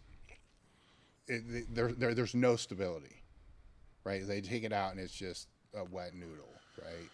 Or they think they're just an average high school kid bench, right? So where do you start? Let's go with that. So feet, hands, you know what I'm saying? Yeah. Most high school bench setups and kind of the whole bench is such a mess. I kind of scale back on how harsh I'm going to be on their form. You know what I mean? So the way we've kind of taught it is, get your hands set up on the bar. And I typically will let them go where they're comfortable. Now, once we get benching, I see that they're a super long kid and they need to move their hands out a little bit to have some lever. We'll do that, but just to start, just make sure your hands are even. You know what I mean? From there, it's teach them how to get their traps in the bar, all right, and then bring their hips back to their traps. And that typically... What do you mean traps in the bar? So traps into the bench, I'm almost trying to get them, and I'll take a kid and say, you guys know where your traps are, right? Like this, you almost need to get upside down, and that needs to be dug into the bench. And that's your base. And we'll show them like the shoulder blades down and everything through that whole process. So that's dug into the bench, hips come back, and then we go through the different foot positions. Like you may want your feet out, you may want your feet tucked under, whatever you're most comfortable with, whatever, we'll figure that out as we go. Pick one and we'll work on it. But the big thing is now I got my feet on the floor. At this point, you need to feel tension in your feet all the way back up through your hands. You know what I mean? So they feel like they're wedged on the bench and kind of locked in. So what are you telling them with their feet if it's not there? What to do with their feet? Push into their toes, turn out? So we want pressure forward, their toes through their shoes. So whether their feet are tucked under them or they're out in front, so on squat, we wanted it going out. On bench, it's typically forward. So I feel that. So when I go to leg drive, I can push. I start the press with my feet. And when does that start? Does it start at the time that you unrack the bar or when you press on the bar? So we'll tell them we want that pressure from their feet to the bar before they take it out. They should feel that. Then it's pull the bar out. And then after that point, I don't worry too much about leg drive until their upper body looks good. Like you were talking about, they can keep their back kind of tight and stay locked into the bench, and we'll do some light bench and work on their bar path and stuff. Once they get those things down, then we'll start coaching like the leg drive, like push with your feet first. I don't know if it's just because they don't think about the bench very much, and I don't want to throw too much at them right at the start. You know what I mean? Like, let's get your upper body looking better, and then we'll work on some leg drive stuff. But that's usually typically how I would do it. With keeping the back tight and stuff, usually we cue them to push your stomach up as the bar comes down, that will lock their back in. Now, you said pull the bar out. How do you explain that to the kids? I typically would tell them like tricep extension it. So we'll show them like, don't do this. You guys do this all the time. Like, don't do that. I'm just going to boom, right? Like extend out with your elbows. Your shoulder needs to stay back. And that typically helps, Are you telling them to hold the bar for a second first or to go straight down? Hold for a second. You know, it helps them settle in. I think a lot of people miss that. Hold it for a second, let it settle, and then go. Or then what are you looking for with bar path? I tell them, like most kids, I tell them, if you bend your arm at 90 degrees and throw it on your torso, that's about where you want to hit. I know a lot of people probably think that's a little low, but that's, for whatever reason, it kind of works because most of them want to bench to their neck. You know what I mean? So if we show them that, and then I also tell them too, like, this is something I've always struggled with. I'll tend to hit the bar too high. I don't know if it's, you know, whatever, but I'll tell them, okay, before you sit down on the bench, just scratch your stomach right there, where your arm laid across, and that'll give you like a tactile cue, and then you know once you get down there and you're bringing the bar, that's where you're going to hit it. And if they're still messing it up, you know, you can put your fingers, hit my fingers with your bar, and that'll usually help. All right, now if it's an online client and you're seeing some of these issues, how do you go about explaining the fix? Because now it's got to be in text. Right. Same way. It's just, you know, hey, you're sloppy, you're all over the place. You got to tighten your back up. So what you want to do is dig your traps in, turn your pinkies in on the bar. Those types of things, break the bar, will help lock the back in. And then I'll say, you know, when the bar's coming down, push your stomach up to it. You know, if your lats cramp while you're benching, good. You know what I mean? If you can kind of feel it that way, that usually tends to help them out. It's the same things, but it's just they have to go back and look at that before the next session, so it's fresh in their brain. Yeah, it's a lot of typing, unfortunately. Yeah, no, I get that. Right. All right, so the lunge is part of this whole thing too, right? So if you're looking at the lunge and you're programming kind of not the same, but almost the same as these other movements, then what is the technical process and the cueing for teaching them how to lunge? Do you start with a walking lunge or do you start with just a standing lunge? Where does that start? Usually start with a reverse lunge. It's a lot like having that forward force tends to dump people into their knees, and their knee caves in. So a step back lunge is what you're step back lunge, reverse lunge. And what are you looking at there? Like, where do you want the knee angle? Obviously, you don't want them tilting to side hip positions. Yeah. So what are the biggest mistakes that you see? Well, let me reframe that. What are the mistakes that you see that are so bad that make you have to regress from that? So I'm kind of like squat. I'm going to kind of start from the ground up. We'll look at their foot and their shin. I want to make sure they're like, if I'm looking at them from the front, I want their knee to line up with their armpit, not their belly button.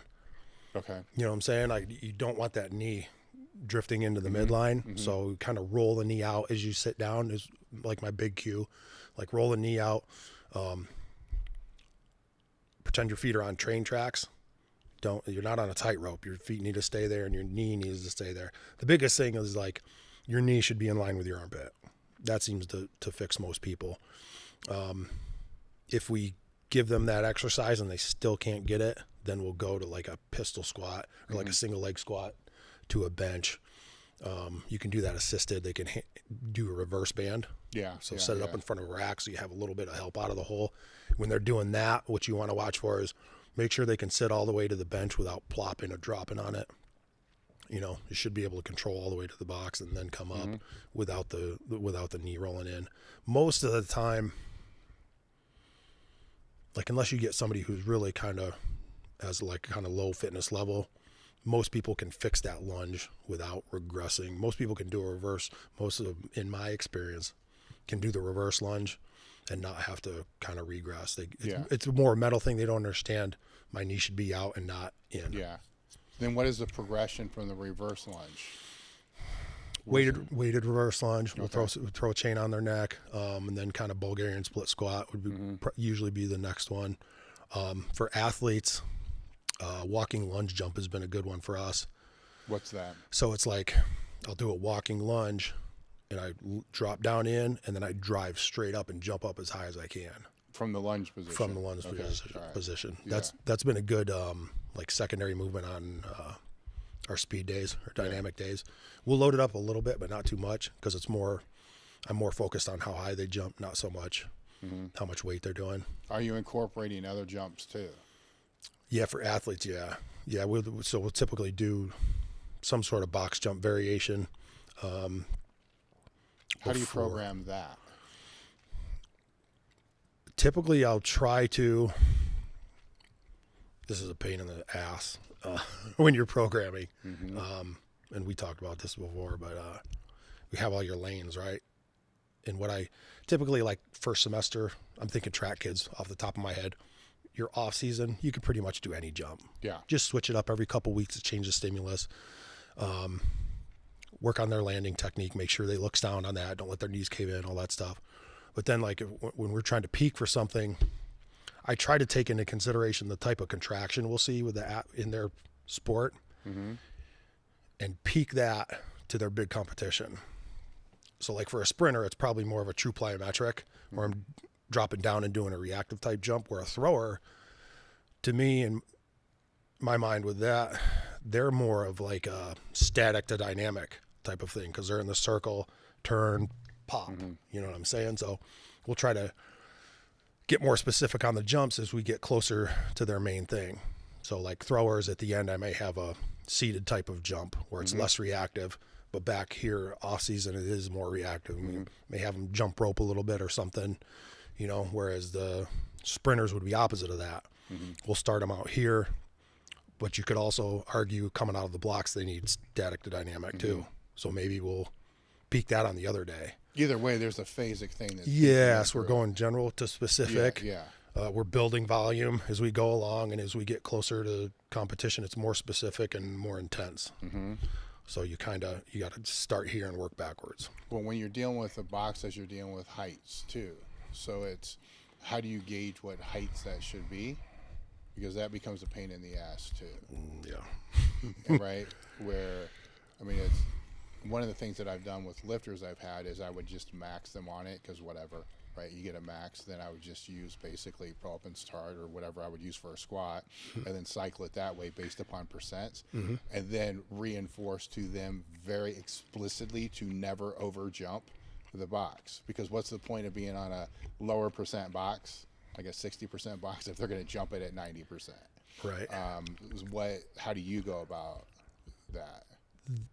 With our college kids, that's more the rule I followed. Like kind of most of your training should be in that 75%. And we didn't, like, when you have a room full of 30 kids, I don't know how you.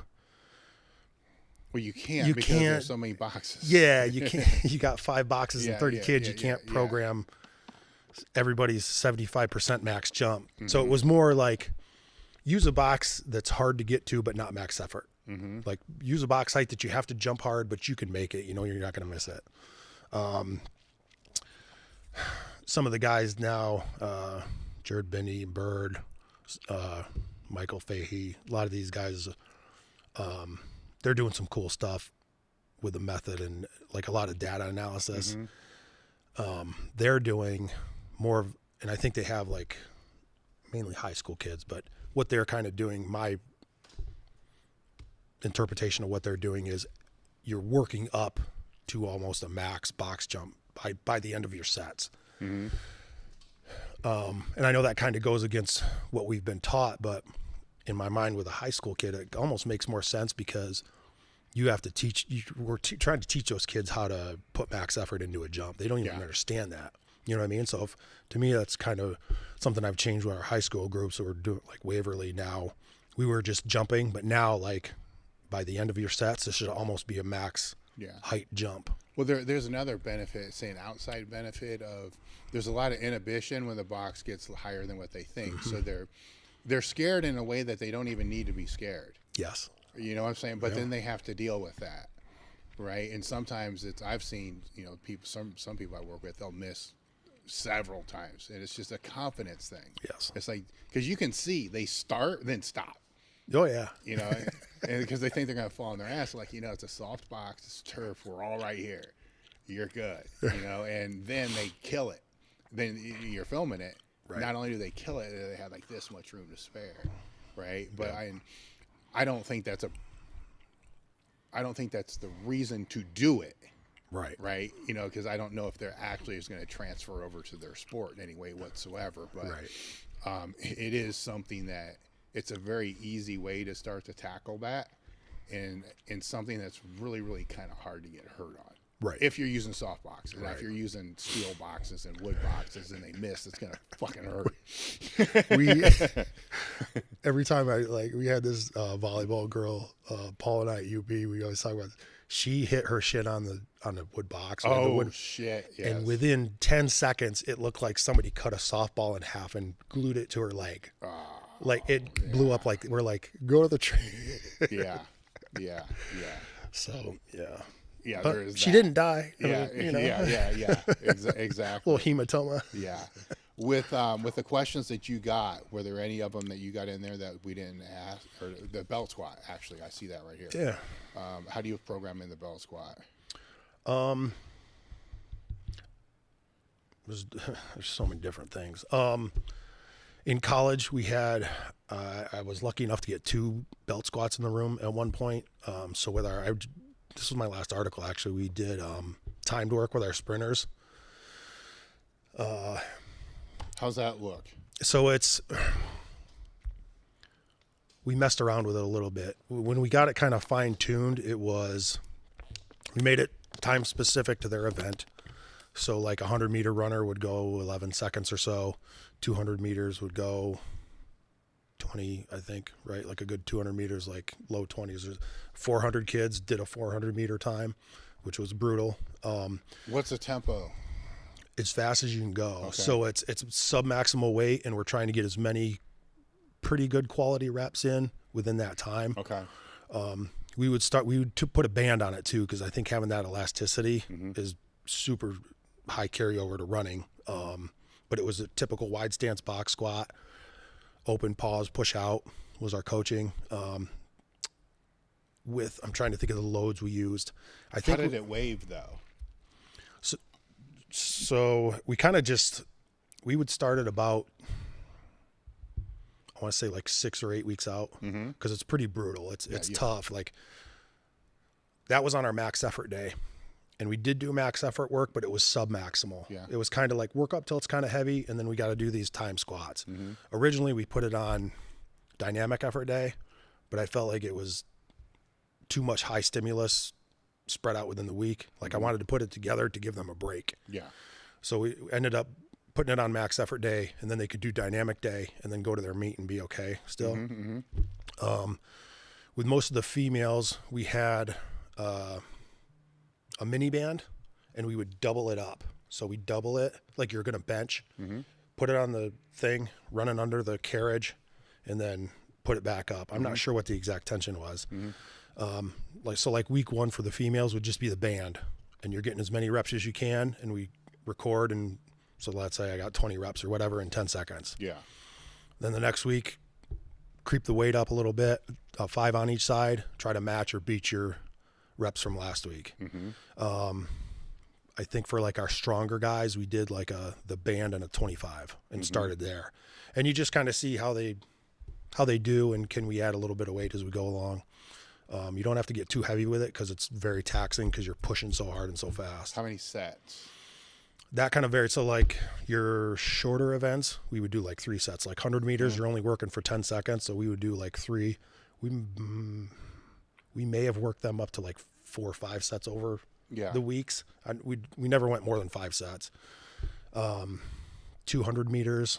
And there's a table with this in the article, but just the 200 meters, I think they got up to like 2 or 3 sets. The 400 meters, I don't think we ever did more than 1. Because 800. Yeah. Because 800 is like a couple minutes. Yeah. So they never did more than 1 set. The 400 meter runners probably got up to a couple sets. Yeah. What's the rest period with those then? As much as they need. Okay. So it was like we might have 15 kids there doing them, or 10. Track was kind of spread out. As much take your time. Yeah. Full recovery. Yeah. That's fairly similar to what Louis was having. One of the sprinters that was out there when I was there, because I'd have to time the shit. It was on a thread squat, and it was 45 seconds. I think it was 400 meter, and I forget what the rest periods were. Maybe a minute, maybe 2 minutes. But the deciding factor on the waving and where the sets would end would be when the repetitions fell under 90% of the first set. So if it fell under 90% of the first set, it's over. So it could be 4 sets, it could be 5 sets, it could be 6 sets, it could be 8 sets, whatever it's going to be. And then whatever that next week was to be able to try to get more sets. I got you. Right. But the weight, everything stayed the same. Yeah. Right. It was just pushing that endurance, but it was 3-week waves too. So it's going to change that dynamic a little bit.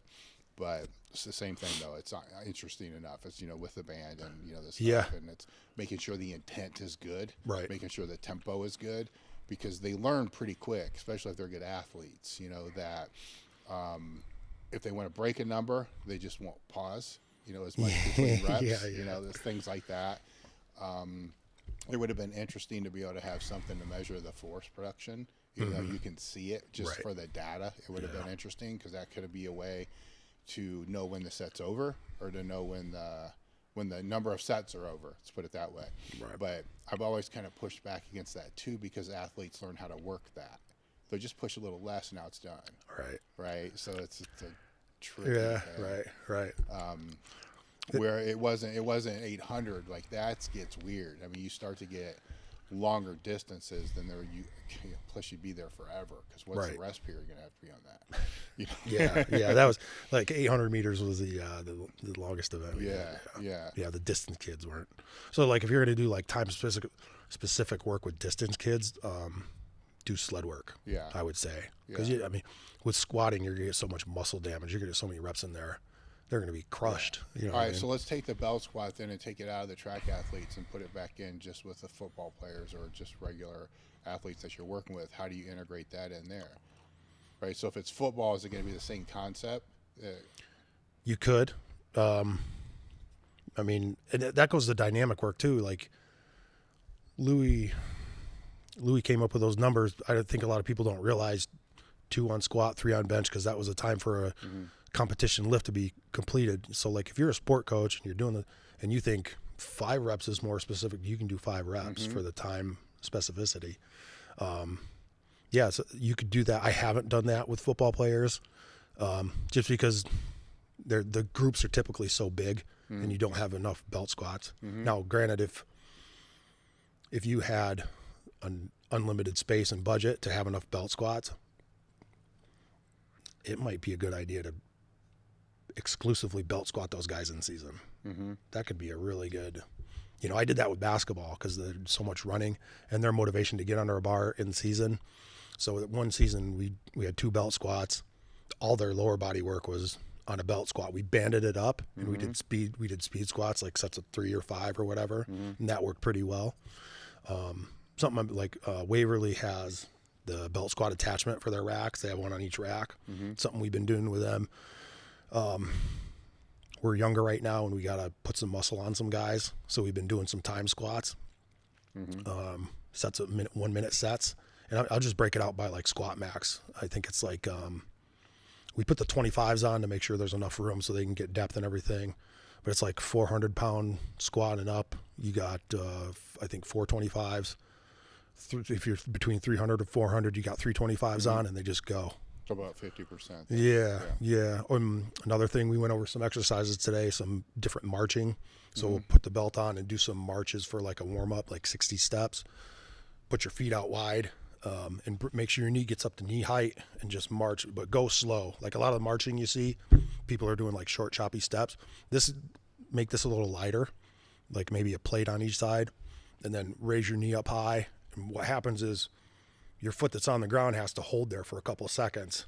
Okay. So that glute's lighting up. Yeah. And then on the foot that's coming up, you're getting some hip traction because that belt's going across your hip crease. So you raise that up, traction, post, and that's been working. And I messed around with those in my garage a little bit, but that's mostly what we've been doing with the belt squat, some different things. All right. The other one, I think it was one of the first questions that you said that you had dealt with stress management. So I don't know the context of that question, though. I just remember you said stress management. So what is the context of that? This was Austin, Maine. This dude's like 20, I don't know, mid to early 20s, and he's already opened a couple of gyms. And I think he's in Columbus now with Shane Sweat. So he's trying to compete. I like powerlifting, and then I think he did a CrossFit meet here soon. And he asked, how do you how do you manage your stress and keep your competitive level up? How would you answer that? I'm not sure, man. I know I've messed this up in the past. Yeah. I was thinking about this the other day. My best meet I ever had was at the biggest meet that I ever went to, which was pretty cool. But we moved the weekend before that meet, we moved. And I guess I just ate caffeine and Hulk smashed it. You know what I mean? Yeah. But I was 33, 32. Like, looking back, some of the issues I've had have been because I fucked this up. So that meet was before I got the director job at UB. So up to that point, my role primarily was just coach. Yeah. I didn't have to go to all these meetings. I didn't have to please all the coaches and have all that stuff on my shoulders at the same time. And looking back, this is when I started to have some injury issues too, because before that point, the way I got through those things was just, fuck it, let's go. Like Hulk's, and that's like the lifter's mentality. Yeah. You know what I'm saying? I think we all do that. We figure, I'm just going to fucking take everything on and I'll crush it. And a lot of times that works, but at some point you're going to run out of gas with that. Mm-hmm. You know what I'm saying? So if I could give myself some advice, my younger self, you're going to have to peel some things back. Like when I moved into the director's role, I did a terrible job of delegating stuff. Yeah. Because I wanted shit done my way. I wanted to make sure it was done right instead of, coaching up my assistants or whatever to handle more things. Like I was just going to take everything on. So if Austin, and Austin's very good on the mental health stuff and managing stress, and like some things are going to have to fall for other things to stay. Yeah. And we get caught up in, it's good to have a sense of urgency. You have to get shit done. Mm-hmm. You know what I'm saying? If your training has to fall back a little bit for your business to raise up a little bit or some other mm-hmm. area of your life, the training is going to come up faster than you think when you get to shift your priority back. Mm-hmm. You know what I'm saying? That's something that I probably screwed up, you know what I mean, in that process. Yeah, like something has to give. And it doesn't have to be forever, you know what I mean? Let it come down for a couple months and work on this, and then you can come up. Yes. For myself, and if my kids I'm speaking to, right, because I'm not a therapist, I'm not giving any advice, anything. The things that, as I've gotten older, the things that bother me now are completely different than the things that bothered me when I was younger. In other words, I look at the things that used to bother me when I was younger, I'm like, what an idiot, right? So if I could go back and give myself advice when I was a teenager or 20 years old, it would have been lean more into all the adversity that came your way. Don't try to avoid it, lean into it. That way I don't want to say callous, that's a bad word, but I think people get what I'm meaning. But I learned how to work with it, because life is nothing but a bunch of, hard knocks strung together, and that's not going to change. That's everybody's life. That's everybody. That's just the way it is. Yeah. Right. So they're coming, but you can't live a life in fear of the next hard knock that's going to come. You need to figure out how to take advantage of the space that's between those, and actually figure out when those do happen, how to even live in the space there. So let's say, when I was competing, having a business and a family and all the other stuff, maybe compartmentalize isn't the right way to describe it, but it kind of is. Mm-hmm. The better way to describe, because compartmentalize is the way to describe it in a negative way, right? The positive way to describe it is whatever I was doing at that time, I was 100% into what I was doing at that time.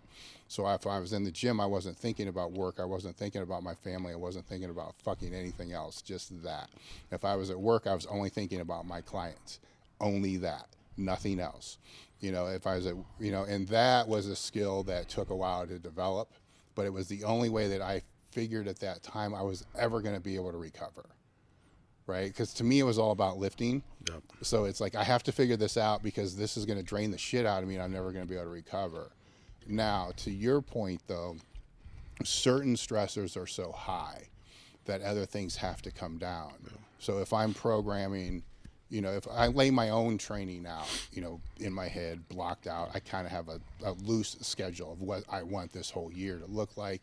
And then when I lay that out for the whole year, as far as how the blocks are going to fall, things like train your ass off that I do. And sometimes I'll put 2 of them together. Right. Those are 20 hours over 2 days, you know, for those.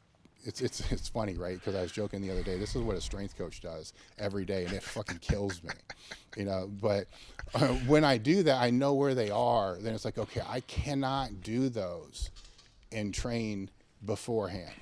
I need days off, and I need days off after that. So that's kind of like a week of training off.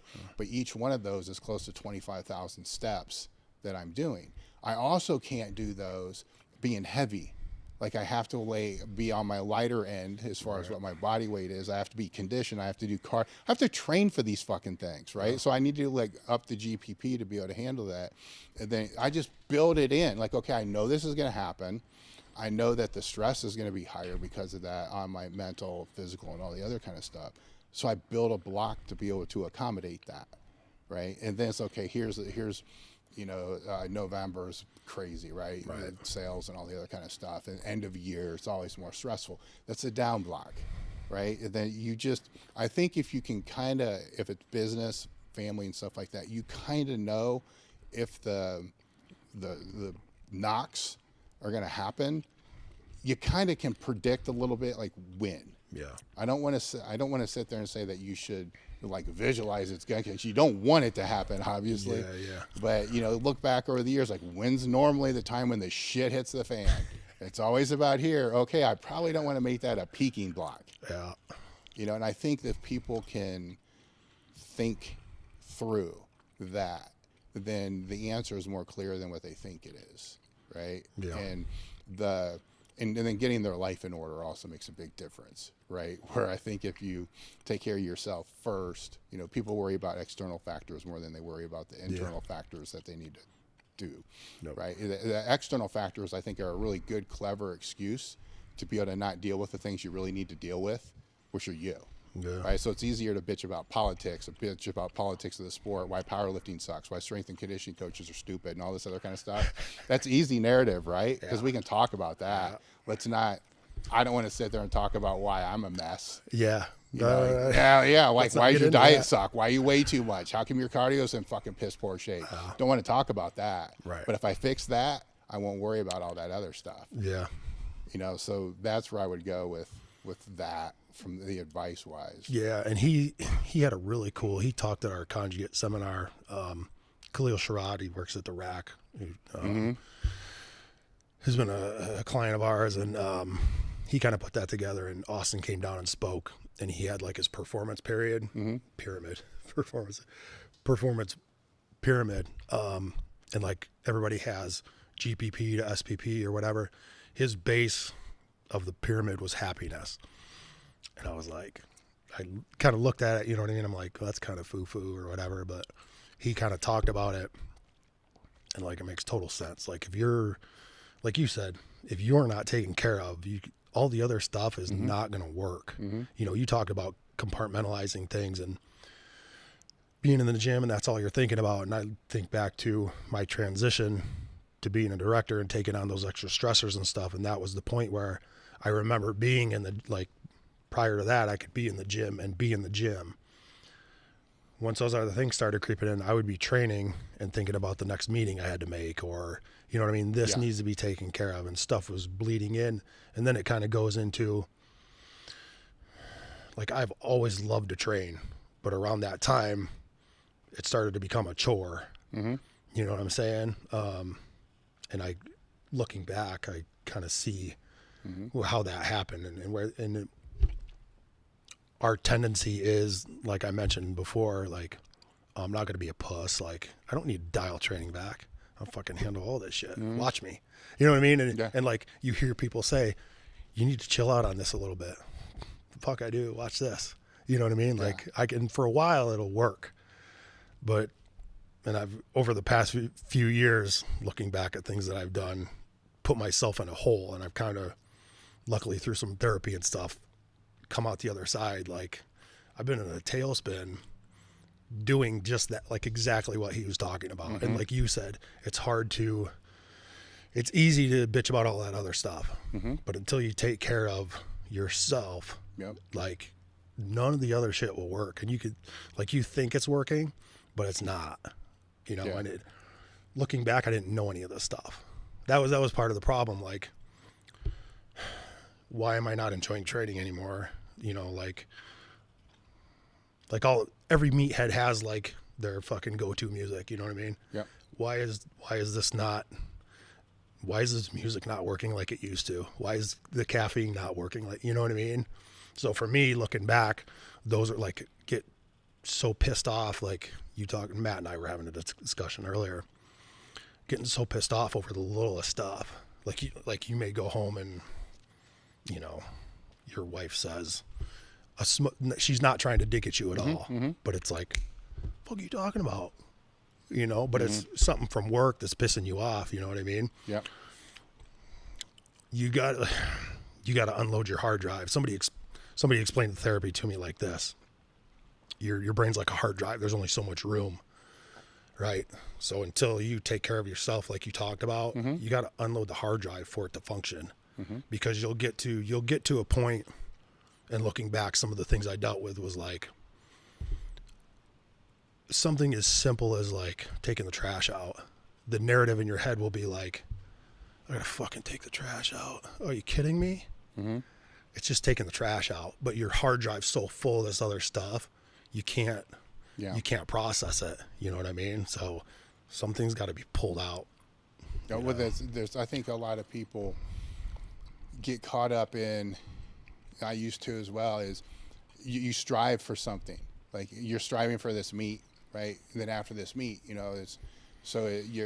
you're so focused on what you're striving for. You're striving to build this business, or you're striving to get to a certain income level, or you're striving to get to this, you're striving to get to that. It may never happen, right? So you strive for this objective or this end goal, but the reality of the fact is you could die in a car accident tomorrow, right? We've all lost people for, just out of the blue, that nobody dies because they like wanted to. Right. I mean, I take that back. And unfortunately that has happened, but that's just not how it works. Right. So you think everything's going to be better, or you think you're going to be happy. I'll use that word. You think you're going to be happy once that happens, but that may never happen. Right. So you got to figure out how to be happy in the pursuit of trying to get that thing.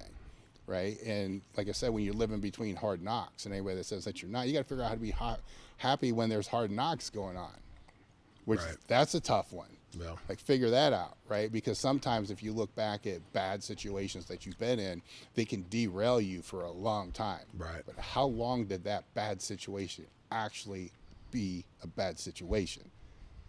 Physically, you know what I'm saying? Yeah. Nowhere near the time that you made it last. Oh yeah. So being able to figure that out, and have a therapist or something like that for the checks and balances there, because you still got to figure that out. Right. The happiness becomes a weird word for me, because people define that as being like this certain state of like orgasmic, happy activity. Right. And then they think, well, that's being happy. Yeah. Like being content is also being happy. Right. Because being content would mean you're not worried about something, you're not really looking for it, so you're just cool with where you're at right now. Yeah. That's happy, right? Some people are happy being pissed. Yeah. Right? So everybody who's happy is a little bit different. Yeah, I'm a big Andy Frisella guy, and you talked about like having hard times, or like you go through how long was that actual? Most of the time it's like and he talks about this, I'm going to quote him, most of the time it's a hard moment. It is. We'll have a hard moment and it ruins your entire day. Something weeks, right? Right. Yes. And, and he talks about, what? Every fucking day is hard. Hard's like a slidable scale for everybody. So just accept the fact that you're going to have to deal with some shit and deal with it. And it's a bad moment, not a bad week or day or That's why I said if I could go back to when I was younger, I would have leaned into more of it. Yes. Right. So I can learn how to deal with it to the level that I can deal with it now. Yeah. I mean, things can derail me, but it takes a fucking lot anymore. It's like, whatever. It might derail me for that minute and like, whatever. The first thing that goes through my mind is, how much control over this do I have? Any at all? Right. No control? Okay, fine. And then what's the solution? Right? Or if it's something really bad, it's like, okay, I can be pissed for, a day, two, but it still comes down to, what is the solution? Right. Because to me, there's always a way. You just may not ever find the way, but it's there. But you need to be looking for it. Where you get fucked is when you don't look for it. You just live in that perpetual state of fuck this sucks, this is bullshit, Right. And that's where that becomes, from a training perspective, you're fucked. From a business perspective, you're fucked. From a family perspective, you're fucked, right? Because nobody wants to live with a person like that either. Yeah, no, that's what, like, it got to the point where my wife was like, I'm not sure what's going on with you, but you're different. You know what I mean? Yeah. Like, you're not, like I talked about, I was like getting mad at dumb shit, all like overreacting. You know what I mean? Yeah. In Austin, I had a couple people was like, this might be something you may want to look into. You know what I mean? And thankfully it didn't. Thankfully it did, and it wasn't. People talk about like it's this lifelong thing. Like I went for like 8 weeks, and it made such a huge difference.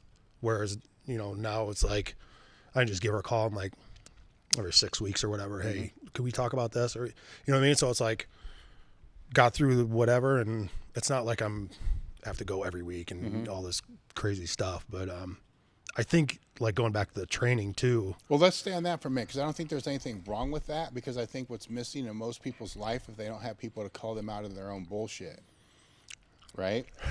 Right? A therapist will call you out on your own bullshit. Right. Your wife did, so you got to be fortunate for that. Yeah. But sometimes those can become battles. Right. Because you are too familiar with that person, so you're going to snap back, right? Where if you don't have people around you that are willing and able to call you out on your bullshit, then you need somebody. Yeah. I strongly think that. Absolutely. Right? I mean, like look at all the Hollywood people that get, or politicians that are surrounded by yes men, and it's a disaster. You know what I mean? So yeah, you definitely got to have somebody to call you on that shit. Because you've done a lot of seminars, and over the last year you did a lot of seminars as well. What are some of the other things? So you just pointed out one thing that you picked up, being in somebody else's presentation. What are some other things that you've picked up, or just anecdotes or stories that you've picked up that you remember from seminars that you went to in 2022? I mentioned these guys earlier, Bidney and Bird and Fahey have been doing some cool stuff. With the training, you know what I mean? I've kind of picked some stuff up from them. And we just had the last conjugate seminar, we had it down at Depp's place in New Jersey, and there wasn't a lot of people there. And it was like, we kind of come from a conjugate background, so it's going to be biased or whatever. But I was sitting there thinking like, it's really unfortunate that there isn't more people here, because there's some really good stuff. Like everybody that talked, I picked up good stuff from. I don't know exactly, I can't go through everybody, but I remember sitting there just like, yeah, this is really good, this could really help. To me, like going to the seminars is the best thing. Like there's all this information online, but when you actually go, you always pick stuff up. And I think maybe more important than that, you kind of come away motivated. You know what I mean? Like you see these guys doing this, or like Paul used to talk about this, taking trips to West Side. Every time he came back from there, he'd have some new stuff, but he was like, man, I need to pick my shit up. You know what I mean? Because you hear about people doing this or doing that, and you're like, all right, man, I'm going to get back on my shit and kind of, do some stuff. Training specific. I've shifted our max effort work a little bit with the high school kids. How so? We still do max effort work. I'm still a proponent of it. But Bidney tends to do some stuff where it's higher percentages, but still move it as fast as you can, which totally makes sense for athletes. You know what I mean? If I can do 5 sets of 2 at 85% and smoke it every time, that's going to help you, right? I still like to rotate stuff in. So what we've been doing with our Waverly guys, and they're technically proficient. Like they could do, if we wanted to, we could switch max effort every week, and they can roll with it. They'd be fine. But what we'll do is we'll pick an exercise. we'll work up to a 1 rep max and kind of, it's conservative. I don't want anybody to mess, right? But go up till your form breaks down, and then we'll kill it. So week 1, they'll have like kind of a training max, and then week 2 we'll repeat the exercise where we work up to like 85%, and we're going to do 5 sets of 2, but still try to blast it up type thing. That seems to be working. We haven't done, I don't think they've done any testing yet, so we'll see if it actually does work, but the feedback I'm getting so far, so it seems to be going pretty well. Another thing I liked about that is I was a big fan of Donnie's like squat program with our kids, and it kind of works in. What do you mean? Explain it. So his program. So his program, the way we set it up, or the way he runs it, was do 5 heavy doubles. Like you're working up, but as you're working up, you're going to hit 5 heavy doubles, and then after, this is max effort day. Yeah. After those, if you're feeling good, go up and hit a single, and then your dynamic work from that is out of straps, and it's 8 sets of 3, but it's like half of the weight. You're not really working percentages. It's more of just half. So like if I do 3 plates on max effort day, on dynamic day, I'm just going to do plate and a half. The math is much simpler. Yeah. But what the way it works out is your dynamic day is a lower percentage than like a typical conjugate. It tends to be a little bit under 50%. What I liked about that program was a little more volume for like younger ages. They can use a little more time under the bar, and our kids really seem to respond in the college setting. The kids really seem to respond to the 5x2. So in doing how we're doing it now, like max out week 1 and then week 2, we're working some percentages. We kind of get both of those things, I feel, where we still get some of the benefits of the max effort work. So that's kind of a training thing that and it seems to be working. And a lot of the feedback I got from the college kids too was they thought that the 5x2 helped them. You know what I mean? So we'll see how testing goes. Typically the coaches run that pre and post. So that's like a training specific thing. And then like we talked about the jumps a little bit earlier, instead of just going like a sub-maximal jump, as they progress through their sets, we're trying to get to almost a maximal jump at the end. Those are probably some training things that I picked up. But yet, like, again, going to conferences and stuff, like, to me, the motivation is one of the biggest things you always seem to take away.